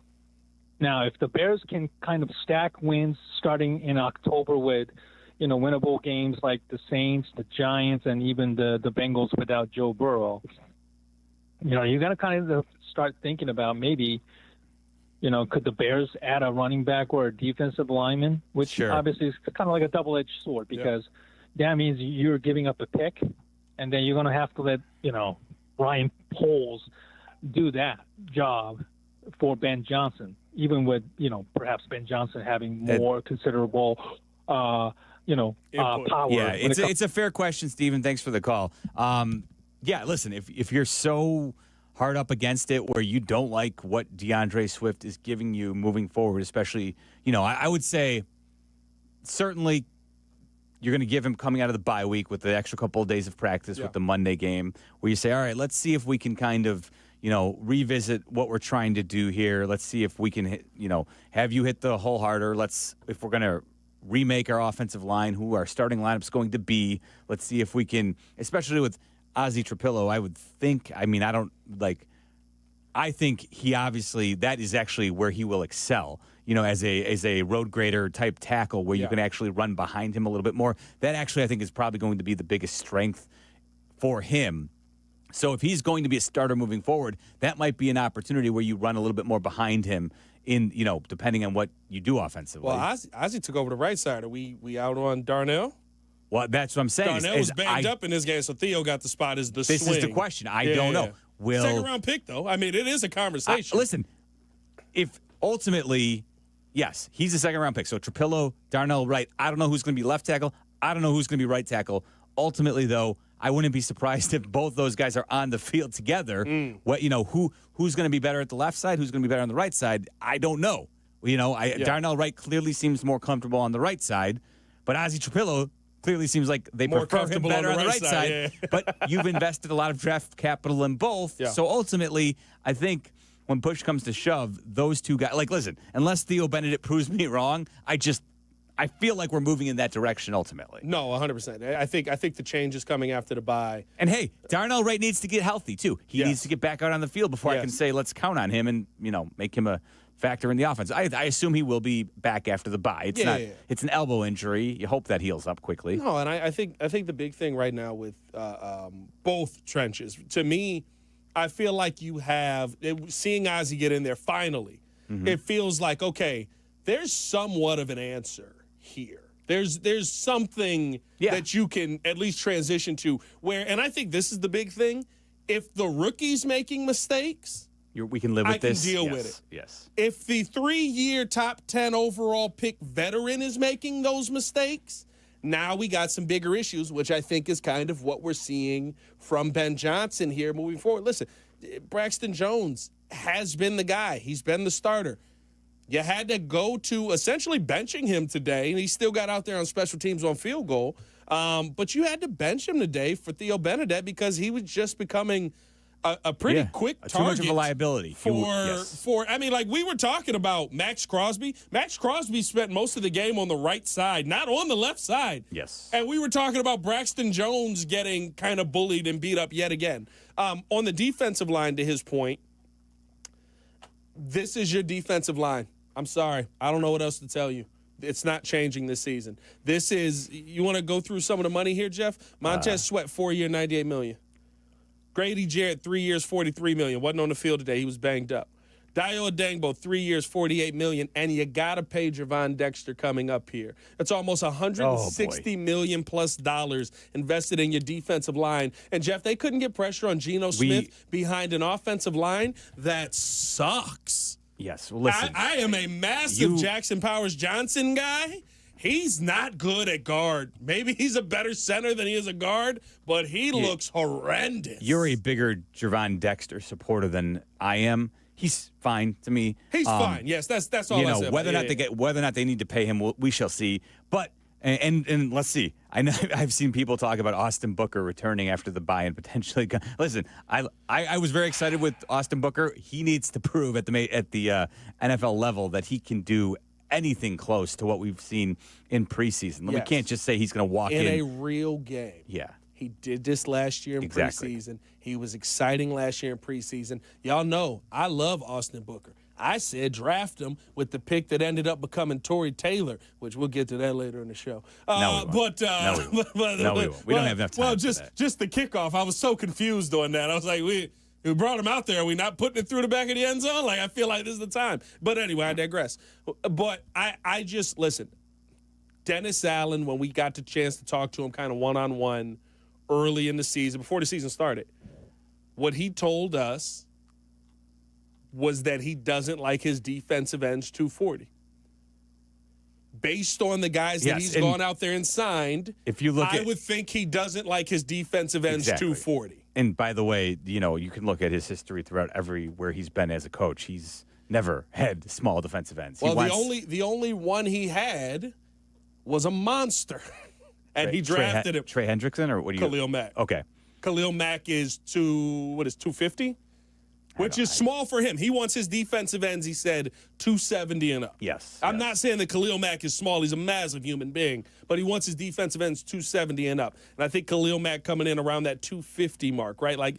But he did say, I would rather have power over pounds. Mm-hmm. If you're able to move guys out of the way, I'm fine with that. Go get on the field. Go be a game wrecker. Austin Booker in preseason, move guys out of the way. It's a lot different when you got to move Trent Williams than when well, maybe not this season, but you know what I mean? Those top guys. No doubt. Than when you got to move second and third level players. And listen, I mean, again, this gets back to two. Look at what Max Crosby is doing. He's getting paid comparably to what Montez Sweat is getting paid, and that's where you go to, okay, Grady Jarrett wasn't out there today. He was inactive, but dealing with the knee. But when he was out there, he was actually making an impact. Montez Sweat is out there, and we're still not seeing enough from Montez Sweat. And that, that hang that on Ryan Poles' ledger yet again, right? I liked Montez Sweat the first year when they traded for him. He was a difference maker on, Matt Eberflus's unit. He has not been that player since then. And we're now entering the bye week after 4 games here. in the regular season in 2025. I don't know what's like if he's not going to get more pressure. This is the defensive line you have this season. I don't know where it's going to come from. These are the guys you paid for not just this season. Now, Montez Sweat, his contract has some outs in 2026 that I think you can get out of if you want to. This is the problem, right? Yeah. We can't be talking about how to get out of Montez Sweat's deal. They've paid him. Yeah. He needs to produce. And if he's not producing, he has 1 sack so far this season. He had 5.5 last year. Yeah. And again, he's not getting double teamed like Max Crosby is. Yeah. He's just not. The stats will go and look. 19%. I don't know what it's updated as right now. We don't have today's numbers. 19% of his snaps coming into this week, he was being double teamed. Don't believe the double team propaganda that's being put out there. No, yeah, he's not. He's not being double teamed. No. They're playing him one-on-one. Yes. By the way, versus bad tackles. Yes. Like the Vegas Raiders have bad tackles. Yes, it's been an issue for them. And the Bears really didn't make it a huge issue today. 312-332-3776. I promise you some Ben Johnson. We will get that for you here in a little bit. We'll take your calls as well. He's Pat the Designer. I'm Jeff Meller. This is the Postgame Show on ESPN 1000. All right, let's be honest. Game day isn't just about football. It's about the food. And for me, that means Nancy's Pizza. Your game day might include putting your favorite jersey on, the remote in hand, but also make sure Nancy's Pizza is front and center. Whether it's with the crew or you're flying solo, nothing beats that crispy crust molten blend of mozzarella cheese and those legendary toppings. Nancy's has been doing it right since 1971. Make Nancy's Pizza part of your game day routine. Order now at nancyspizza.com or go to their flagship restaurant in the West Loop. This is the run my own business dream. This is the colleges paid for dream. This is the retire early dream. This is Busey, where your dreams and possibilities become moments. Through trusted guidance and expertise, through lifelong relationships. Because we're here to help you achieve the life you've always envisioned. Busey Bank, building business, growing wealth since 1868. Member FDIC. That's the ease at which you get information. You want it, you get it. Like that. Ask your phone. Group chat. Smartphone. You're always connected and informed in real time. No waiting. So if you're diabetic and still using finger sticks to read your blood sugar, what are you waiting for? Knowing your blood sugar levels instantly is important for managing diabetes. Call US Med at 888-665-0696. To learn more about continuous glucose monitors, a real-time instant method to track your blood glucose, US Med is an approved provider for Medicare and over 1,000 private insurers. And the best part? Call 888-665-0696 and we'll give you a free insurance benefits check today. So call 888-665-0696 today. That's 888-665-0696. And manage your diabetes as easy as... All right, son. Time to put out this campfire. Dad, we learned about this in school. Oh, did you now? Okay. What's first? Smokey Bear said to. First, drown it with a bucket of water. Then stir it with a shovel. Wow. You sound just like him. Then he said... If it's still warm, then do it again. Where can I learn all this? It's all on SmokeyBear.com with other wildfire prevention tips. Because only you can prevent wildfires. Brought to you by the USDA Forest Service, your state forester, and the Ad Council. Welcome back to Bears Postgame. Here are your hosts, Jason McKee, Jeff Meller, and Pat the Designer on the home of the Chicago Bears. Here comes the blow. ESPN Chicago.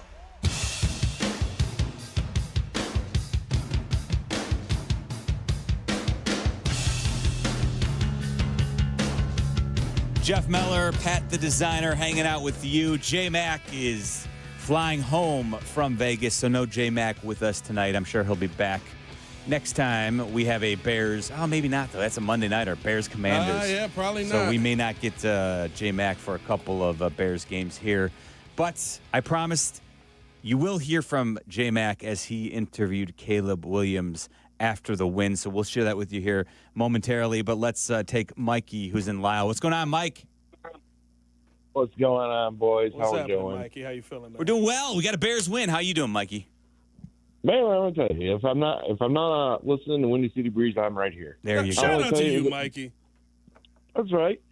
So I'm going to say that win tonight does not happen without the culture shift, not just by Ben Johnson, but Antoine Randall L. That man has brought a significant culture shift to that locker room. I just want to make sure I acknowledge it. Yeah, listen, I agree. I agree. I think that there's a seriousness that the wide receivers take in every duty that they have. DJ Moore, Rome Odunze, Olamide Zaccheaus. Doesn't matter the name, doesn't matter where you rank in this rotation. Heck, all the way down to Luther Burden. The mindset is, whatever you're asked to do on this play, I need you to do it. If that is, as soon as you see somebody else with the football, turn around and start blocking. You got to open up lanes. That's what the Dallas game, we saw that all over the field. This game, I thought we saw that as well, just not in as many opportunities for the Bears. And when the opportunities did present themselves on the Rome Odunze big pass, you see DJ Moore finding somebody to make contact with and move them out the way. Listen, I don't know where it begins and ends with Antoine Randall L versus Ben Johnson. I know that Ben Johnson speaks very highly of Antoine Randall L. The few opportunities we've had to speak with him, he's a great interview. I think he's somebody who has passion, and I think that is certainly a benefit inside the locker room. Yeah. And like I said, Ben Johnson was very happy that Dan Campbell allowed Antoine Randall L to come with him back to his home stomping grounds here in Chicago. So I love that. But I also know that Ben Johnson's big key is, no block, no rock. And so, whether that's Antoine Randall L carrying out his message in the coaching, the positional meetings, that's certainly possible. Listen, the culture, though, it starts and ends with Ben Johnson, Mikey. So I'm more than happy to say I like Antoine Randall L on the coaching staff. I don't know how much credit to give him versus what Ben Johnson's doing. I'm just glad that the team is finally overcoming these issues that in the past, as Pat pointed out, have seemed to have been deficient, right? Like whenever when things went poorly for the Bears, it would open up the floodgates, and all of a sudden it was a disaster under Eberflus. That doesn't seem to be the case under Ben Johnson. No, I agree with you, and I appreciate that. Thank you, guys. Thanks, Mikey. Appreciate you listening. Thanks. And, of course, as Pat, you can catch him in multiple arenas here. Go ahead, plug. We obviously got the Bears we got podcast. The Chicago Bears podcast. Of course, you catch me here on the post-game show doing all my fill-in duties as well on ESPN Chicago. Yes, sir. Tap in with us. We're on Fox Chicago now on After the Whistle. Tap in with us after the game. We got there. And then, of course, the Windy City Breeze and Locked On Bulls. We're all over the place, man. Yes. Multitude of places to be. We weren't in Vegas, though. So, you know what I mean? Someone's got to hold down the fort. Somebody's got to hold down the fort. I had a lot of shows to do. So someone's got to do shows here back at the station. We have to make sure that we don't have vagrants running around. Well, if everybody's in Vegas, what are you going to do? You're just going to leave the place unattended? You can't do that. All right, so I mentioned a little bit of Ben Johnson here.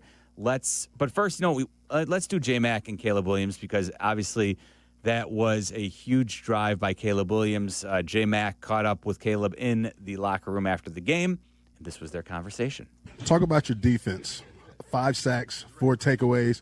How big was that for playing complementary football to set you guys up, put you guys in a good field position? Yeah, it's huge. I think we weren't playing up to our standard on our side of the ball, and they were doing a hell of a job being able to get takeaways and be able to put us in a good field position, be able to take whether it was 3 points or the 7 points that we got. And so kudos to them, kudos to special teams. They did a hell of a job today to keep us in the game. And then obviously at the end, the defense holding them up, making them force a long field goal, and special teams coming through, and obviously offensive line, wide receivers on that drive we had to be able to go down there and have the composure and stay together and go ultimately win the game-winning drive. Yeah, when it mattered most, you guys answered the bell on third down, 7 for 16 on third down. And you also built that chemistry with you and Rome again. Break down that 27-yard touchdown pass you had to Rome. Yeah, I think it's just the reps, the belief, the trust in each other. And then obviously, throwing it before he was out his break, he broke, he had an awesome route, broke in, and caught the ball and walked in the end zone. Obviously, you guys saw Max Crosby on film. You put in a game plan against him. How different from what you saw on film to seeing him in person? Talk about him as a player and what makes him so elite. Yeah, that guy's the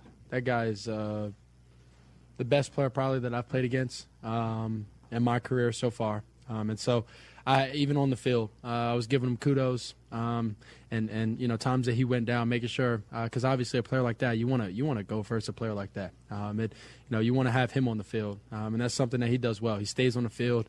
I think he had 2 plays off, and then the whole game, and that's really rare for a guy like that. And so, his motor, his play recognition. All of that. He's a hell of a player, and like you said, we made a game plan for him, but we also understood he's gonna make some plays. And it's not getting frustrated with it because we know he's a hell of a player. So it's not getting frustrated. It's moving on from it when he makes his plays and being able to make a play after that and respond.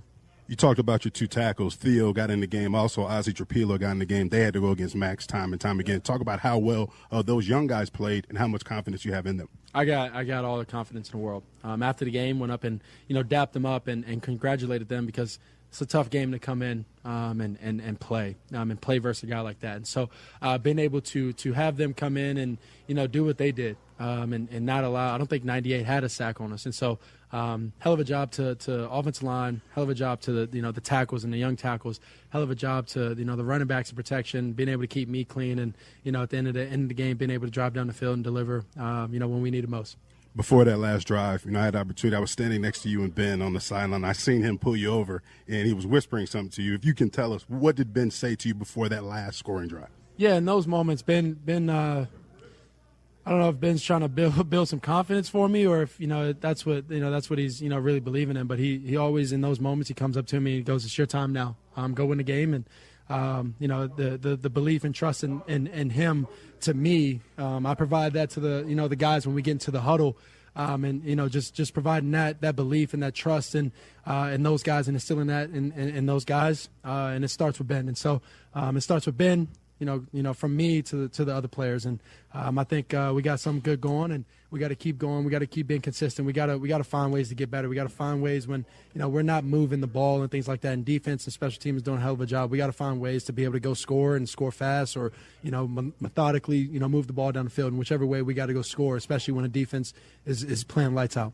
Last question for you. Obviously, going into the bye week, get 2 wins. You get to go home, get to go back to D.C.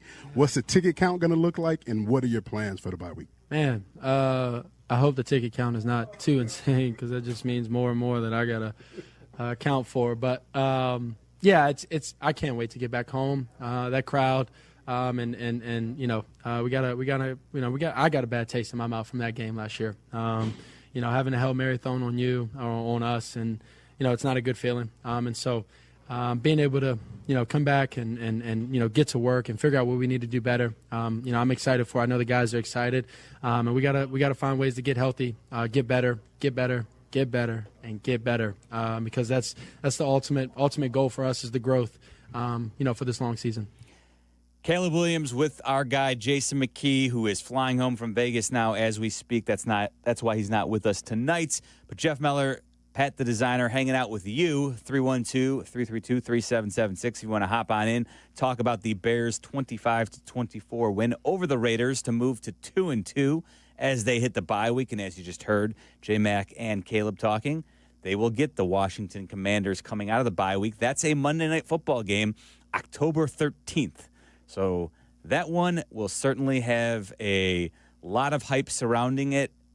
I would imagine that Jaden Daniels should be back. He was hoping to play this week. Obviously, he had the knee injury, so they held him out yet again this week. But next week, wouldn't be surprised to see Jaden Daniels back playing for the Commanders, and then he'll be 2 weeks removed and back out there on the field in all likelihood to take on the Bears, as the Commanders will be at home for that game. Bears on the road.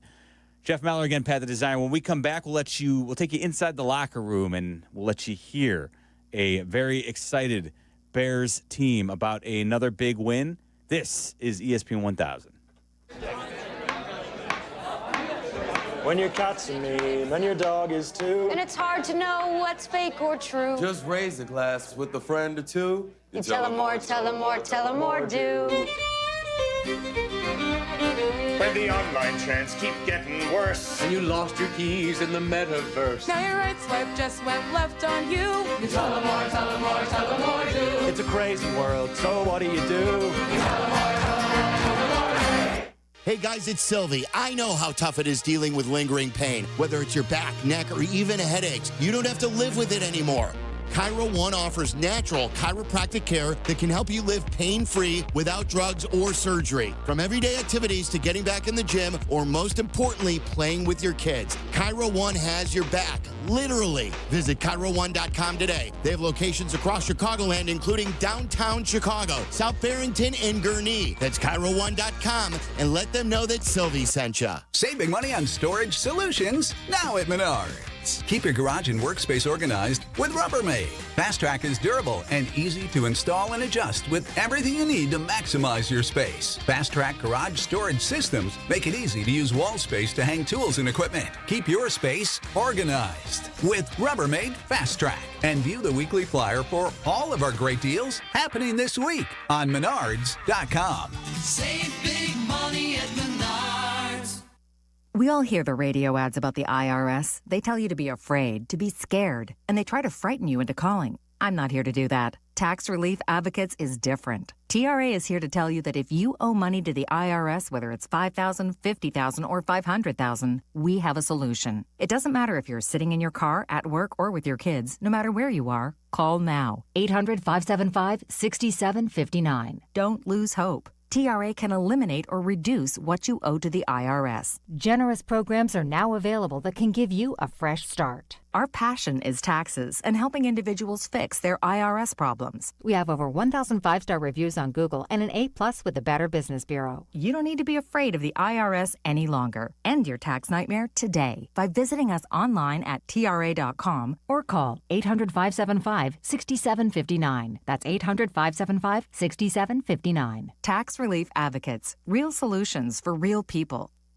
Individuals and businesses with tax problems, listen carefully. Do you feel like you're losing control of your finances? If you owe over $10,000 in back taxes or have unfiled tax returns, we can help you take back control. The IRS is the largest and most aggressive collection agency in the world, and they can seize your bank accounts, garnish your paycheck, close your business, and file criminal charges. Take control of your tax problem now by calling the experts at U.S. Tax Shield and take advantage of the Fresh Start program and new laws that may allow us to negotiate a settlement for the lowest amount possible. Our team of tax attorneys and enrolled agents can stop collections and get you protected so you can take control of your financial future. U.S. Tax Shield offers a price protection guaranteed quote to get you protected today. U.S. Tax Shield is A+ rated with the Better Business Bureau, so call now. 800-687-5192. That's 800-687-5192. U.S. Tax Shield. 800-687-5192. Illinois State University's hometown of Bloomington Normal consistently ranks among the top college towns in the country for affordability and safety. Come see why students and parents alike love Illinois State. Schedule a visit today at illinoisstate.edu/visit. Welcome back to Bears Postgame. Here are your hosts, Jason McKee, Jeff Meller, and Pat the Designer on the home of the Chicago Bears, ESPN Chicago.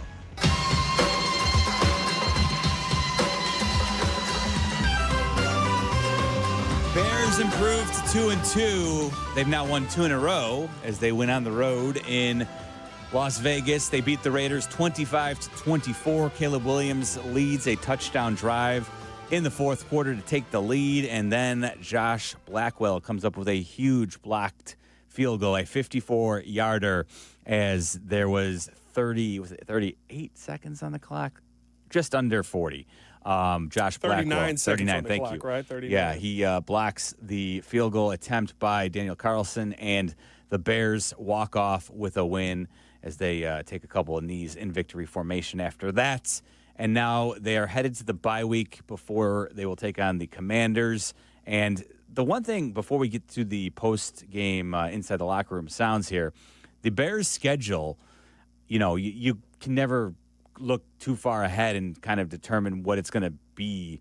But now that we're in season, we've seen a few injuries take out some key players. All of a sudden, the Bears they'll have the bye. Then they get the Commanders on Monday Night Football. Then they'll have the Saints at home. Certainly That's a game I think everybody right now is going to say you need to win that game. Spencer Rattler balling a little bit today, though. Talking trash, too. Like, relax, Spencer. Let's get a couple of games in a row. He was in there like, y'all can't stop me. He was like, all right. He's balling, but they still lost by 12 points to the Bills. So feel free to ball all you want, my man, but you got to pick up a W before you start, puffing out your chest. At least that would be my suggestion to you. You're 0-4, scoreboard, Spencer, before you get too excited. So that looks like a game the Bears are going to need to win. That's a home game after the Monday Nighter.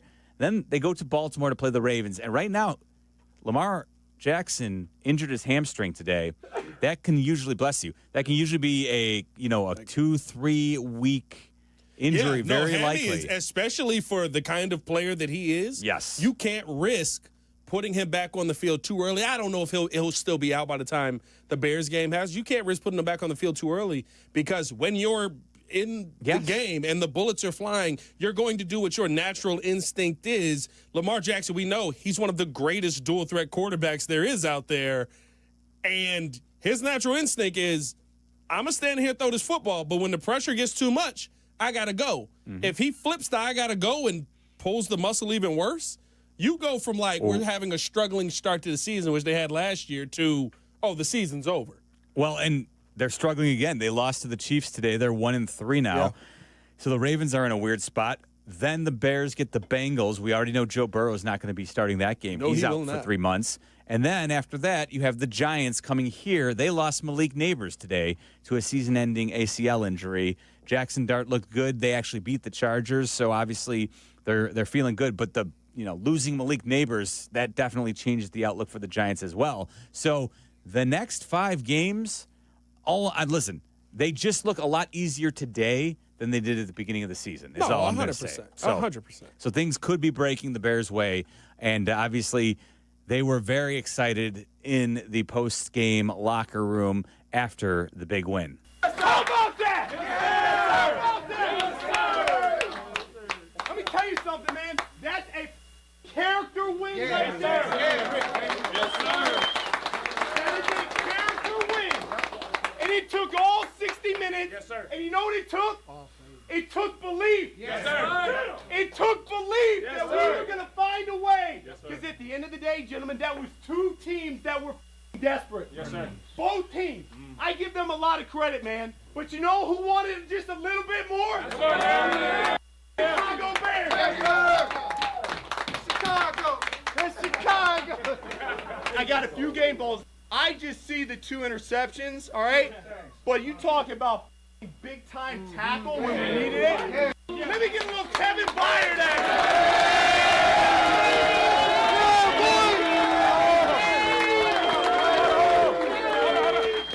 Hey, now, listen.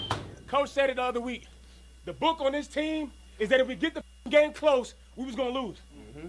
And what the did we do today? That's the culture win, fellas. Yeah. We talk about changing the culture. That's how you do it, fellas. Let's go into this bye week, man. Let's get this going, baby. Yeah.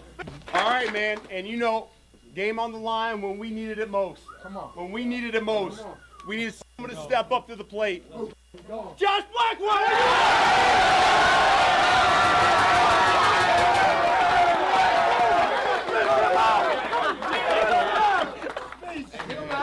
I appreciate y'all for real, man. Yeah, Peanut. Man, we going to the bye week 500, man. Let's keep stacking, man. Yeah. Bring it on in. Here we go. Good, better, bad. Good, better, bad. Never let it rest. Never let it rest. Your good gets better. Your good gets better. Your better gets better. Your better gets better. Bears on 3. 1, 2, 3.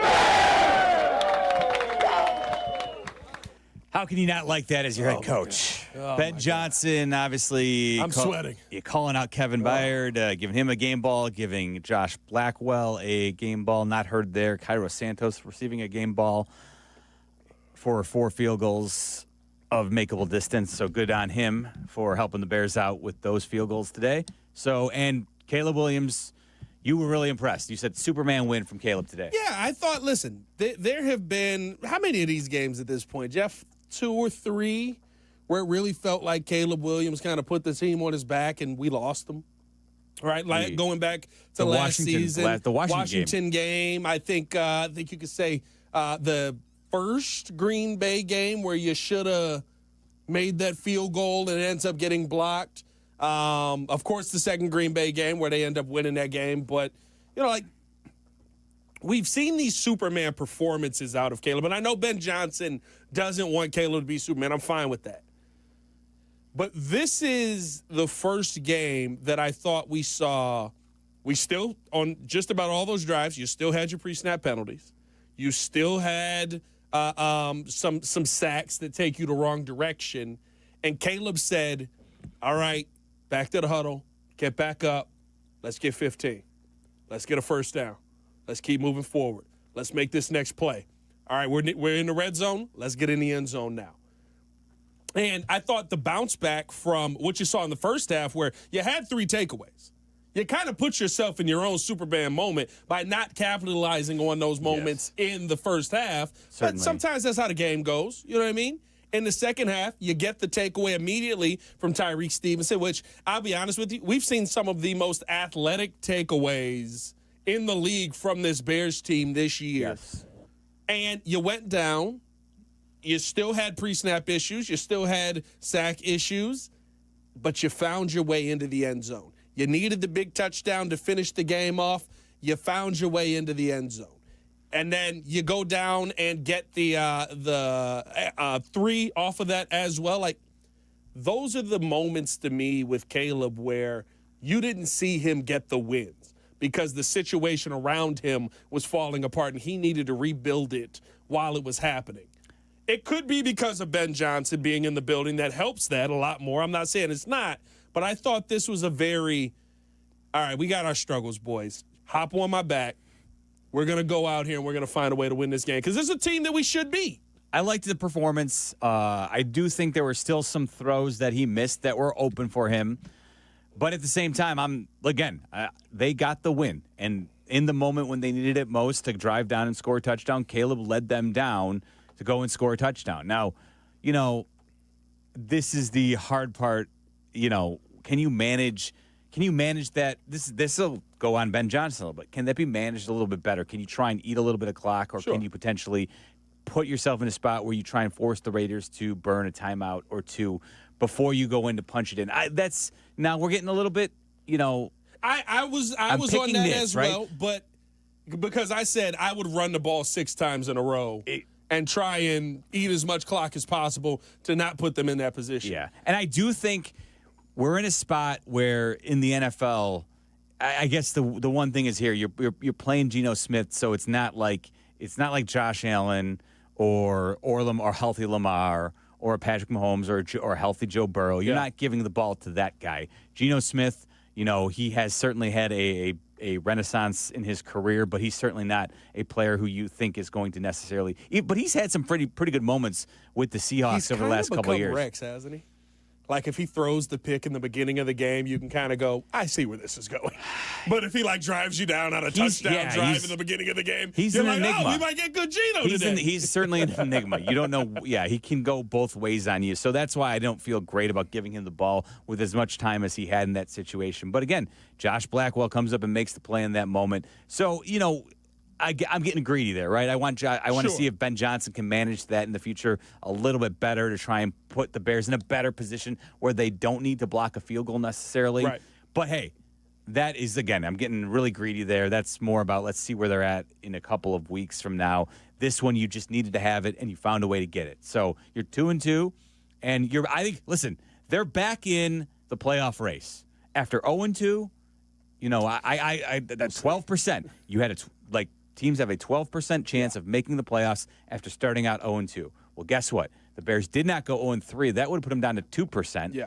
And they've won their last 2 games. They're hitting the bye. Hopefully their key defensive players will get a little bit healthier coming out of the bye. That would certainly be helpful. Could certainly use Kyler Gordon. I'm hoping Grady Jarrett can get back out there in a couple of weeks. And so, Darnell Wright, you get healthier and you're 2-2, and the Vikings lost earlier today in Dublin to the Steelers. The Lions, they look like after that bad first week against the Packers, all of a sudden the Lions. They look like the Lions. They look like the team that was, they were last year that won 14 games. The Packers, though, the Packers are losing to the Cowboys right now at the start of the fourth quarter. They're losing 23-20. I know everybody was basically picking the Packers in a rout with Micah Parsons returning to Dallas. That has not been the case. The Cowboys defense is actually the one that has created the issues for the Packers offense more so than the Packers defense. What does this become now, Jeff? Is it because you know how the narratives go after every week? Whenever the Bears beat a team, all of a sudden the team is god-awful, right? But the Packers were being heralded as the next, Jesus Christ of football, and they were going to be just moonwalking to the Super Bowl after how they handled Detroit. What is the conversation now after the Dallas defense became one of the worst defenses we've ever seen under Matt Eberflus to now? They've actually handled the Packers pretty well in this game. Of course. And now, listen, this could very easily flip because, again, it's at 23-20. The Cowboys are up by a field goal, and it's still a full fourth quarter to go here. Yeah. So it could very easily flip back to the Packers.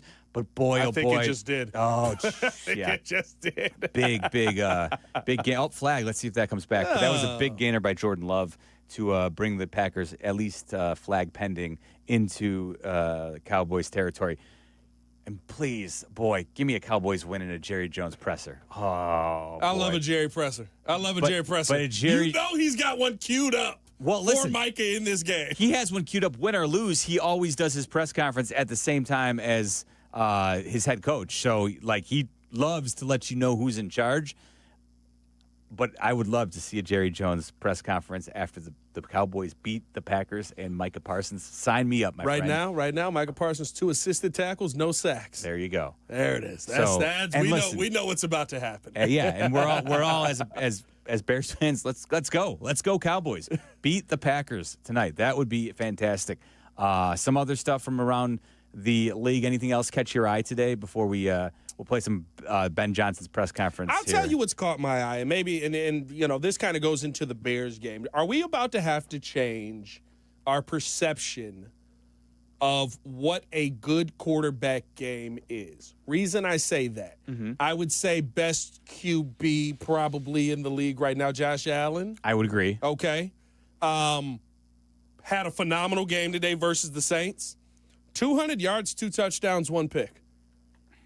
A lot of quarterbacks kind of living in the 200-yard realm. Now, he did have, I think, week 1, he had almost 400 yards of offense. When it was needed against the Ravens. 100%, right? But more times than not, I feel like we're seeing quarterbacks in that 190 to 215 range with a couple of touchdowns. And I would assume it's because of the new kickoff rule where you're getting the ball at 35, 40.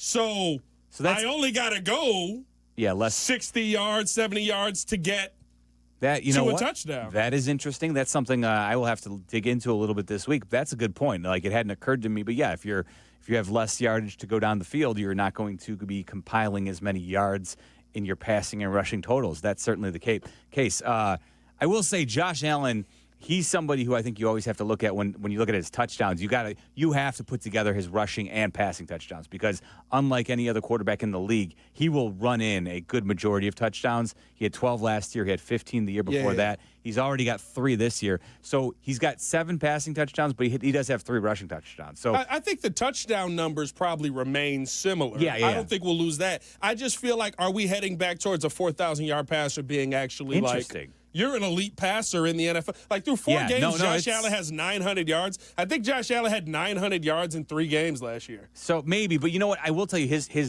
the Bills have become a run-heavier team. Yeah. They've embraced James Cook being, a difference maker, and so they've given him more carries down the stretch over the last couple seasons. I appreciate that as a fantasy owner. But what I will tell you is you may be onto something. The 4,000 passing plateau might be a bigger deal than it was because of the kicking rules. That's certainly a possibility. The reason I thought that it was interesting is, so I spent today kind of looking around at some of the other quarterbacks that we say are the best of the best, and they're kind of all in that range. Caleb Williams right there. Touchdown number, what's he up to now? 9 touchdowns? He had 1 passing today, right? He's got, but with today, 8. He's got 8. He's got 8 because he had 1 today, so, right? Because Swift ran the one. Swift ran the other one. So he's got 8 total passing touchdowns. So he's got 8 total passing touchdowns. He currently has, they don't have this one updated, 900-something yards. 930, something like that. he's in that conversation of those top passers, but I think we're not noticing it or paying attention because, it's only 200 yards. You're not paying attention to 200 yards being impressive. I think 200 yards might be back to being impressive in the modern NFL. So, it doesn't feel like it. No, but it's an interesting point. I hadn't really thought about it, but you're not wrong. I think you may be onto something. I think maybe 4,000, maybe, it's not a nice round number, but maybe it'd be more like 42 to 4,400. You know what I mean? Like that could little bit higher. That could be your elites of elites. But last year, what was Burrow? 40? Well, he was 49. No, 4,900? He was 49.18. Like that. 46.29 for Goff. I don't see how somebody can even get close to achieving that number this year with some of the passing totals. We see another one today. Phenomenal game, and kind of has been the season. Jared Goff was precision operating through, a struggling. Browns team that just, I don't know what they are. So you're telling me that when the Bears finally have a functioning offense and a quarterback who's capable of throwing for 4,000 yards, the league may dictate it so that 4,000 yards may be less attainable, and all of a sudden, we may have to settle for 3,800. Well, I could care less. My point is more this. I know, I'm joking. My point is more this. Your best quarterbacks in the league, a 38-point game last week out of that Detroit Lions offense. Jared Goff was phenomenal. 20 for 28, 202 yards and a touchdown. They also ran the ball at will on the Ravens, right? They did. Montgomery and Gibbs both had big games. So, I don't know. It's an interesting thought. I'll have to dig into it a little bit more and see what the passing yardage totals are this year as compared to the last couple. That's a good point, though, Pat. He is Pat the Designer. I'm Jeff Meller. This is the post-game show. Usually Jason McKee joins us, but he is flying back from Vegas tonight as the Bears beat the Raiders 25-24 to move to 2-2. We will let you hear from Ben Johnson, the Bears head coach, in his post-game press conference as well. We'll do that. We'll call that right around 10 o'clock. We'll let you hear from Ben. This is the home of the Bears, ESPN 1000. True North convenience stores and Red Bull are an elite matchup. True North offers Legends Red Bull Original and sugar-free. First-round picks like watermelon, wild berries, and rookie Red Bull Zero. Right now, grab 3 of your favorite 8-ounce flavors for $6.50 and save 10 cents off a gallon with the True Rewards mobile app. Available in your favorite app store. Score this deal before the clock runs out. True North convenience stores. Fast, friendly, clean.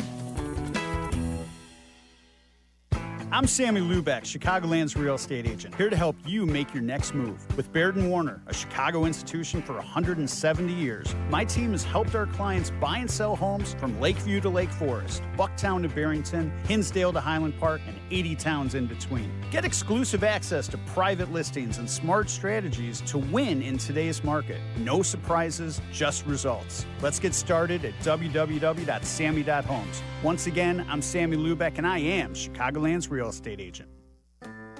Hey, it's Cap. My friends at Automatic are celebrating 80 years of making Chicagoland homes and businesses comfortable. To celebrate their 80th anniversary, Automatic's residential team is giving you $800 off any furnace and AC replacement now through the end of October. It's a great opportunity for Chicagoland homeowners to make sure their home is comfortable. Don't wait for your system to fail. Call the pros you can trust, the best in the business. Go to Automatic.com. Are you ready to make a difference for the environment while helping the visually impaired at the same time? Then donate your vehicle to Heritage for the Blind today by calling 1-800-983-6530. Every donated vehicle will either be properly recycled in an eco-friendly manner or given a new life through reuse. Donating your vehicle is easy. Simply call 1-800-983-6530 and Heritage for the Blind will do the rest. They'll even arrange for your vehicle to be picked up at no cost to you. And for a limited time, when you donate your car, you'll receive a $200 restaurant voucher and a 2-night, 3-day hotel stay at one of 50 locations. Call 1-800-983-6530 right now to schedule your vehicle donation and make a positive impact on the environment while helping others. Heritage for the Blind, where every car donation counts and every person makes a difference. Call 1-800-983-6530 now. This advertisement is paid for by Heritage for the Blind. Dive into the Marvel Universe on the official Marvel Podcast.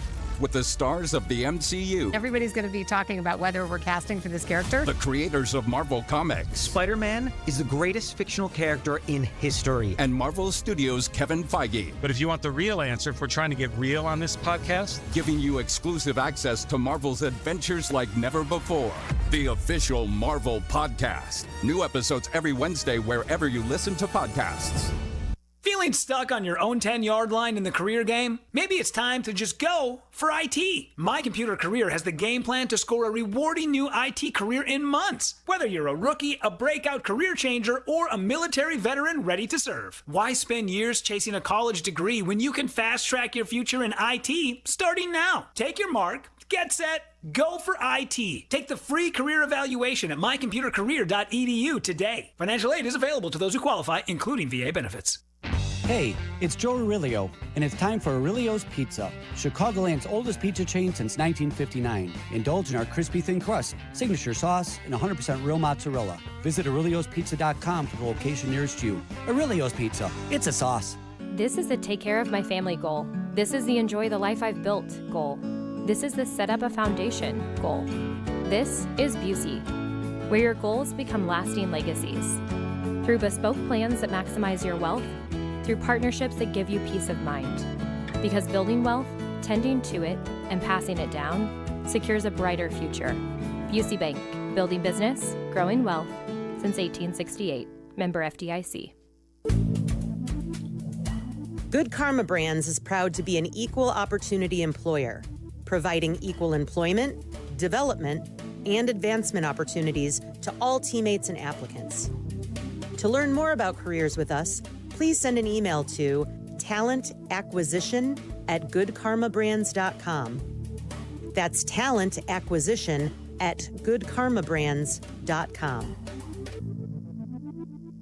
We all hear the radio ads about the IRS. They tell you to be afraid, to be scared, and they try to frighten you into calling. I'm not here to do that. Tax Relief Advocates is different. TRA is here to tell you that if you owe money to the IRS, whether it's $5,000, $50,000, or $500,000, we have a solution. It doesn't matter if you're sitting in your car, at work, or with your kids. No matter where you are, call now. 800-575-6759. Don't lose hope. TRA can eliminate or reduce what you owe to the IRS. Generous programs are now available that can give you a fresh start. Our passion is taxes and helping individuals fix their IRS problems. We have over 1,000 five-star reviews on Google and an A+ with the Better Business Bureau. You don't need to be afraid of the IRS any longer. End your tax nightmare today by visiting us online at TRA.com or call 800-575-6759. That's 800-575-6759. Tax Relief Advocates. Real solutions for real people.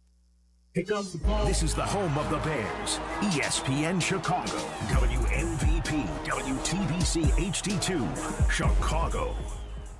Postgame continues now. This is the home of the Chicago Bears, ESPN Chicago. Here are your hosts, Jason McKee, Jeff Miller, and Pat the Designer. From 54 left hash slide angle to the right. We're indoors, so no conditions. Out of the hold of A.J. Cole. This long snapper has had issues. He's on the ball right now. Awaiting the snap. It's good. Snap is good. It's blocked! Bears blocked the kick. They blocked the field goal on 4th and 3 with 32 seconds to go in the game. The Bears blocked the kick. It might be Josh Blackwell.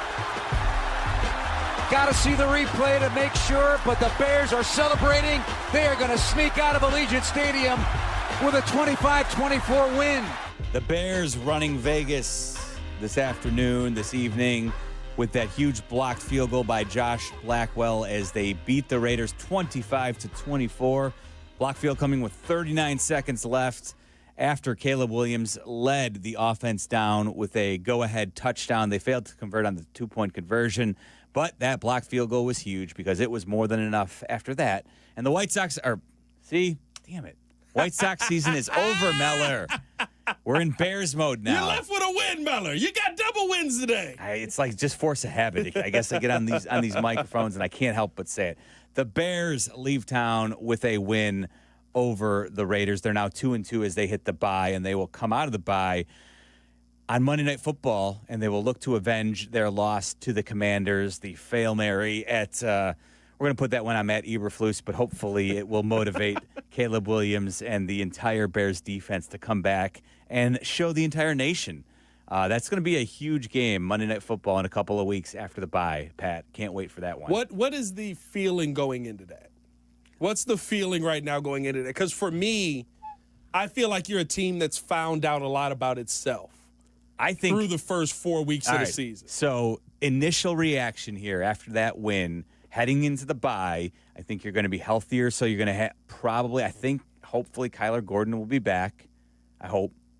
I think Tariq Stevenson's huge confidence boost from the game that he had today, and he's going to have a lot to prove. Bruh, I'm not going to lie to you. We got to talk more about this. The bounce back that Reek has had, not only just from last year, but from 2 horrible games to start the season. Yes. And when Pat, it became, you are the number one, without Jalen, they have absolutely needed him to play this well. And he has played this well the last 2 weeks, and it has helped the Bears win a couple of football games. You're absolutely right. I'm not sure they win without his performance the last couple of weeks. I don't think you do. Yeah. I mean, we talked about it last week, right? The strip. Yep. What'd you call it? The Reek Rip. The Reek Rip. Yep. The peanut punch and the Reek Rip. That sparked the opportunity for you to begin kicking the crap out of the Cowboys. Yes. And then, you end up holding them down. Today, I think in the second half, listen, you didn't capitalize on all the turnovers in the first half, and it felt like if you get another opportunity, you can take advantage of it. I mean, what was it? First pass of the second half? I think there was a run, and then that was the first pass of the second half, and you snatched the ball out of the air with an athletic, let me just go out here and do a backflip and catch this football. And then the Bears drive down the field and score the points off of that. Like, he has been phenomenal through 2 weeks. And so, mentally where he's at going into this Washington game, I think that's going to be massive, seeing as how he's your number one DB right now. Absolutely. So, and hopefully, like I said, Kyler Gordon can get back on the field. That would be huge. Grady Jarrett would certainly help if he can be back. Austin Booker, for all you Booker heads out there, maybe he will be back. I don't know. That might be – I don't know. That's still up in the air, though. He's on injured reserve, so we'll see his status. But nevertheless, I think the team will be healthier. And I don't know. I mean, the Commanders have Jaden Daniels dealing with a knee issue. He did not play today. They lost to the Falcons, who, they were a disaster heading into this week after the Panthers shut them out. So the Falcons beat the Commanders this week. We'll see. The Commanders have to play. They're not coming off the bye next week. Yeah. Next week, the Commanders have the Chargers in L.A., so they're certainly going to try and get Jaden Daniels back. He was pushing to play this week, but he wasn't cleared. I mean, if Jaden Daniels isn't playing for the Commanders, I mean, that could be a huge. Commanders have maintained, though. That's still a. I think Mariota's serviceable. Listen, I'm not sitting here saying that I think Marcus Mariota's gone out here and dominated, but they lost to the Falcons today, and it was not you can run away with this and just hang your helmets up in the locker room because we're done. This was a close game. This today. is the NFL, though, right? Yeah. The Falcons lose to the Panthers 1 week. They get shut out. Makes no sense. The Commanders kicked the Raiders' teeth in the week before, and then you come back a week later, and then the Falcons beat the Commanders. So with Mariota having played a really good game against the Raiders, so I don't know. That's just this league. If you don't make the plays, if you have too many turnovers, too many penalties, you will cost yourself in this league. Ben Johnson talked about the Bears' win as he met the media after their 25-24 victory over the Raiders. Came out of that game pretty clean. There really was nobody of note that didn't finish the game. We're in good shape there. Man, I'm proud of our guys. They came through for us. We're building something special here, and I think they're feeling it. Just the belief they have in each other, the belief they have in this coaching staff. I thought it really shone through. This was a huge win for our team. Finding a way in the fourth quarter to come out on top. I just thought that was outstanding for us. So proud of our guys, proud of the locker room. I know it's an ugly game at times. I thought I'd give a lot of credit to the Raiders. They played their tails off, which we knew they would. Coach Carroll's such a good coach. And they have so many good players on their side that it was going to be a dogfight. And they were desperate for a win, and we were desperate for a win as well. And, it came down right to the wire, just like we thought it might. And so, like I said, that's a huge character win for our team, and I just love it for them. Open it up.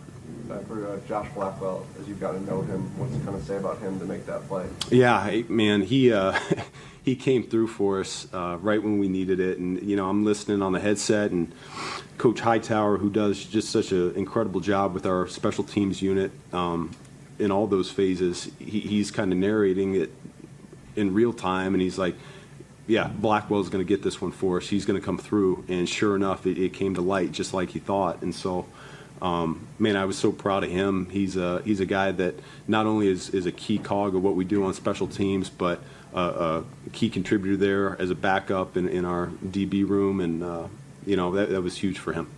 You mentioned it was a sloppy game. Talk about some of the penalties and negative yardage. How did you kind of balance almost your own emotions and then obviously the team's emotions as you weathered all of that? Yeah, it's easy to get frustrated, but we don't panic. We just don't. It's not who we are, and that's not what we do. And so, you know, we have a 3-and-out to start the game, I believe, on offense, and, you know, defense comes through for us, and, you know, they end up with 4 turnovers on the day, and we're not able to capitalize on those turnovers to the extent that we'd like to. You know, and I could see where either side of the ball would get really frustrated. I could see where the defense would get frustrated with the offense, and the offense frustrated with ourselves. And, you know, that didn't happen. Everybody stayed the course. No one panicked whatsoever.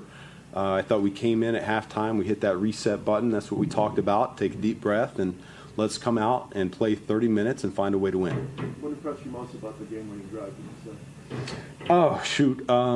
Well, I can't remember play by play, to be honest with you, but I remember talking to Caleb before he took the field, and I said, this is what you're built for. These are the moments that he thrives in the most. I think that's really been the story of his life, to be honest with you, and I know he came through for us in a big way.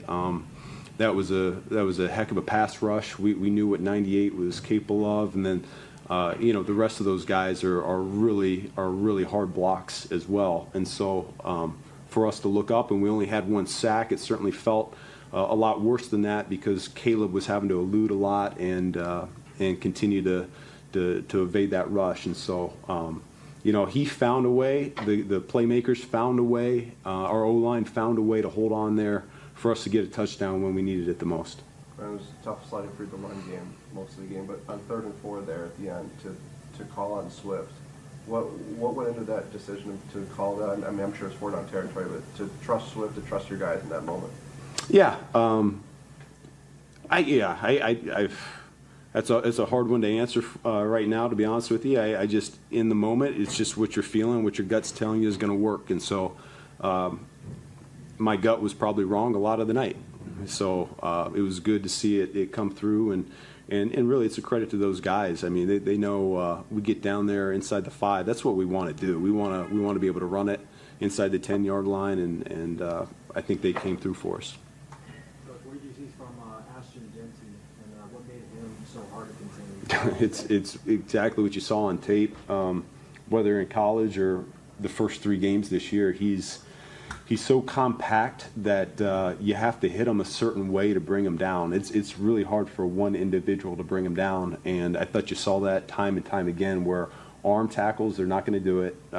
It's going to take a swarming mentality by the entire defense, and if it is just one man, you got to hit him just right to bring him to the ground. So, you know, we had a plan to look to contain him, and he got after us pretty good. Yeah, I thought that O-line for them, they came out guns a-blazing as well. And what do you think about the atmosphere inside Allegiant Stadium? It seemed like a lot of Bears fans. Yeah, it's my first time here in Allegiant, and pretty cool to see the Bears fans travel like they did. You know, it's the appeal of Vegas might have had something to do with it, but yeah, I'd love for that to happen every away game we have going forward. What went into the offensive tackle switch you guys made? Yeah, we knew going into the game that Ozzie was likely to get some snaps for us. He's a guy that just keeps getting better each and every week, and so we were just at the point where we weren't doing a whole lot on offense, and we felt like that might give us a little spark and ignite us a little bit on offense there. speaking of the spark, what was it looking? 4 turnovers, second straight game, 3 interceptions, second straight game. And they're not easy interceptions. There are a couple of them are diving on. I know. Golly, we talked about it. We talked about it last night, how we were going to need to get some turnovers on the road here to get our first road win. And those guys came through. Byard came through with 2 of them. I thought Tariq had one of the more athletic plays I've seen. The way he bounced up after that, I thought that was incredible. And then, that we don't win that game without those turnovers. You know, just the way that they were able to move the ball. And then, like I said, had we been able on offense to capitalize on that a little bit more, it wouldn't have come down to the wire like that. But 1 for 4 in the red zone for us on offense, it's not gonna win you a whole lot of games. Ben, sorry if you already answered this, but you talk all the time about the pride you in your group take in adjusting. With Caleb today, the pass rush that he was facing, did you see some adjustment in the second half to realize that there isn't time you have to be back? Yeah, I really felt like our guys just focused in, and they took a deep breath there at halftime, and they took a lot of pride in doing the best job that they could. So I'll have to go back and I'll look at the tape. I don't know play call wise if I was really that different in the second half than I was the first half, but I'll have to go back and I'll look at that. Ben, was that a version of stumble bump we saw earlier in the game? Yeah, that was one of those. We have a group of guys that come up with plays, and we felt like that could take advantage of something that we saw. We were really in 2-down territory in my mind at that point, anyways. So I knew that we were going to go for an explosive play on that one, and if we didn't get it, then we were going to go for it on the next one. So it happens sometimes, and that's the cost of doing business. Some of them hit, some of them don't.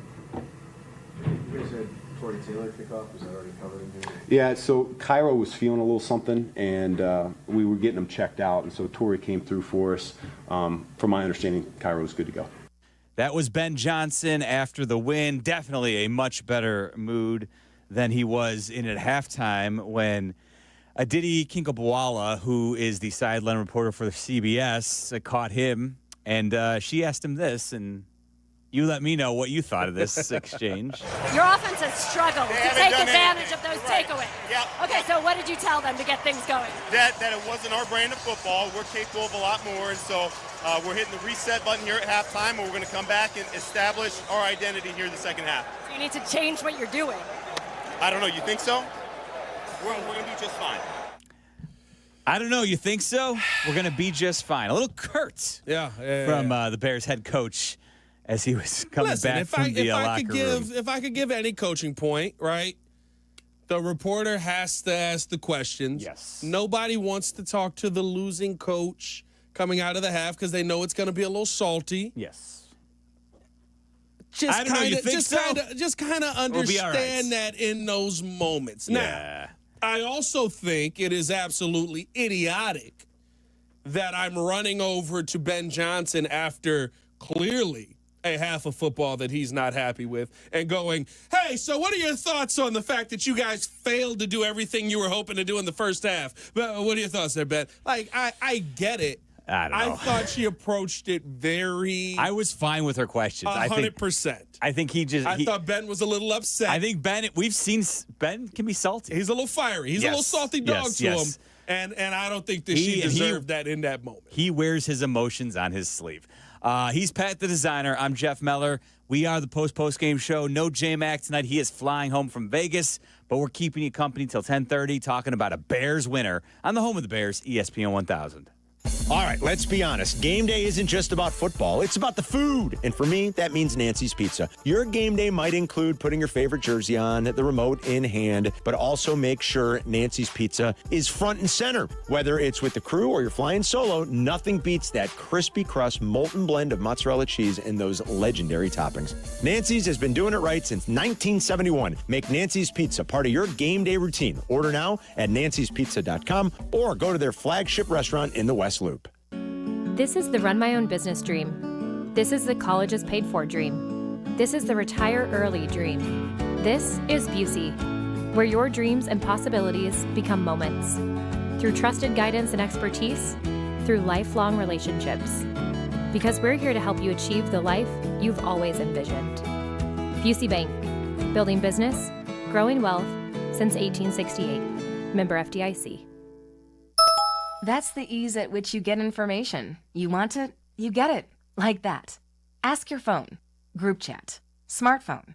You're always connected and informed in real time. No waiting. So if you're diabetic and still using finger sticks to read your blood sugar, what are you waiting for? Knowing your blood sugar levels instantly is important for managing diabetes. Call US Med at 888-665-0696. To learn more about continuous glucose monitors, a real-time instant method to track your blood glucose, US Med is an approved provider for Medicare and over 1,000 private insurers. And the best part? Call 888-665-0696 and we'll give you a free insurance benefits check today. So call 888-665-0696 today. That's 888-665-0696 and manage your diabetes as easy as... Postgame continues now. This is the home of the Chicago Bears. ESPN Chicago. Here are your hosts, Jason McKee, Jeff Meller, and Pat the Designer.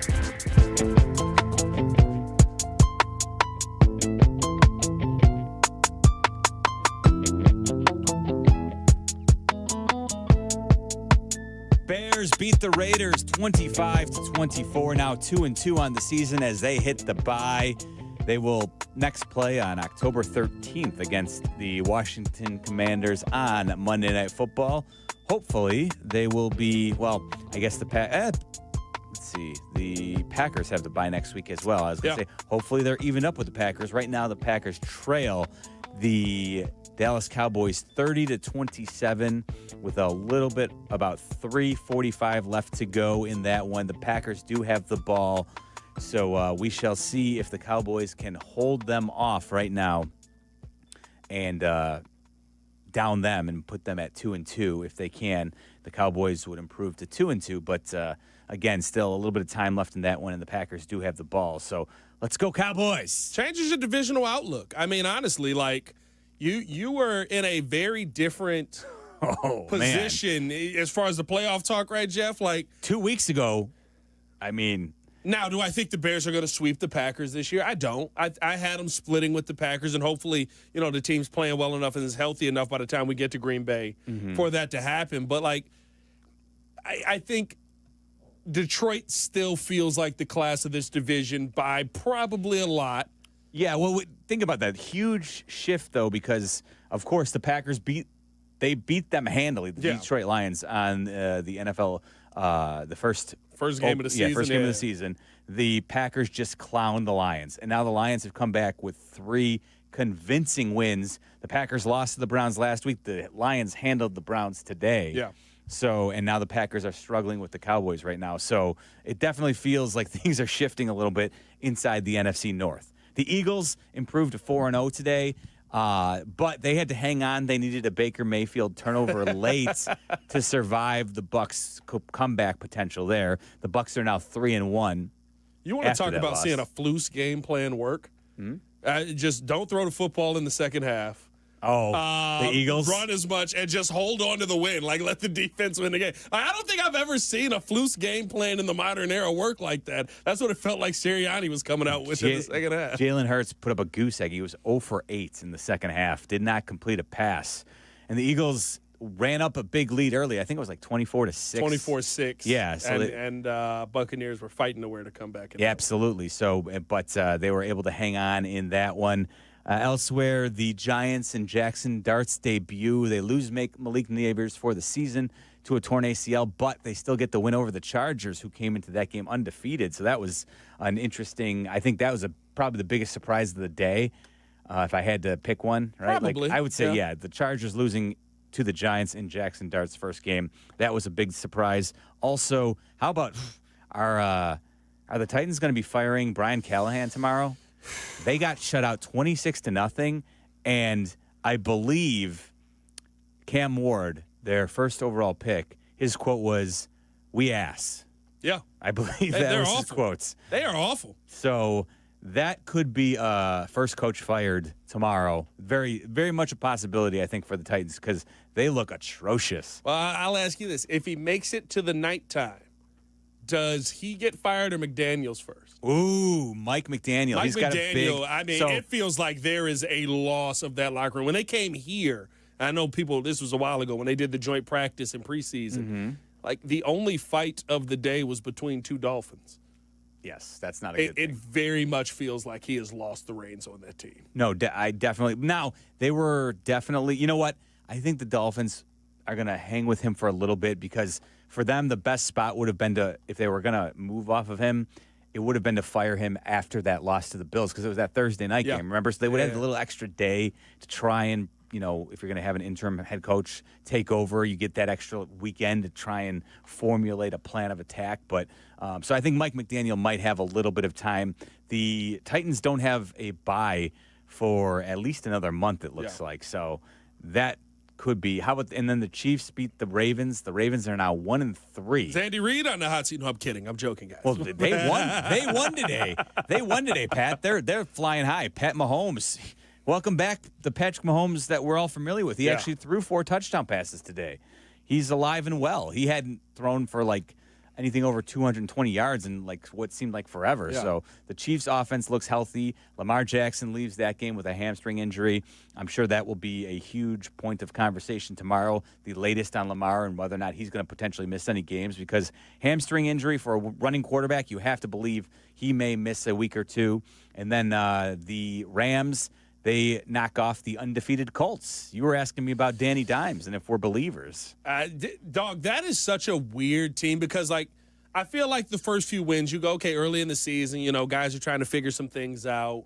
I don't know if Danny Dimes is legit. And then you see this game, and you're like, is he dueling right now a little bit with Matt Stafford? With Matthew Stafford? This is a Rams defense that we're talking about. Is Jared Verse can get after you, and they can. Yes. This is a championship caliber team.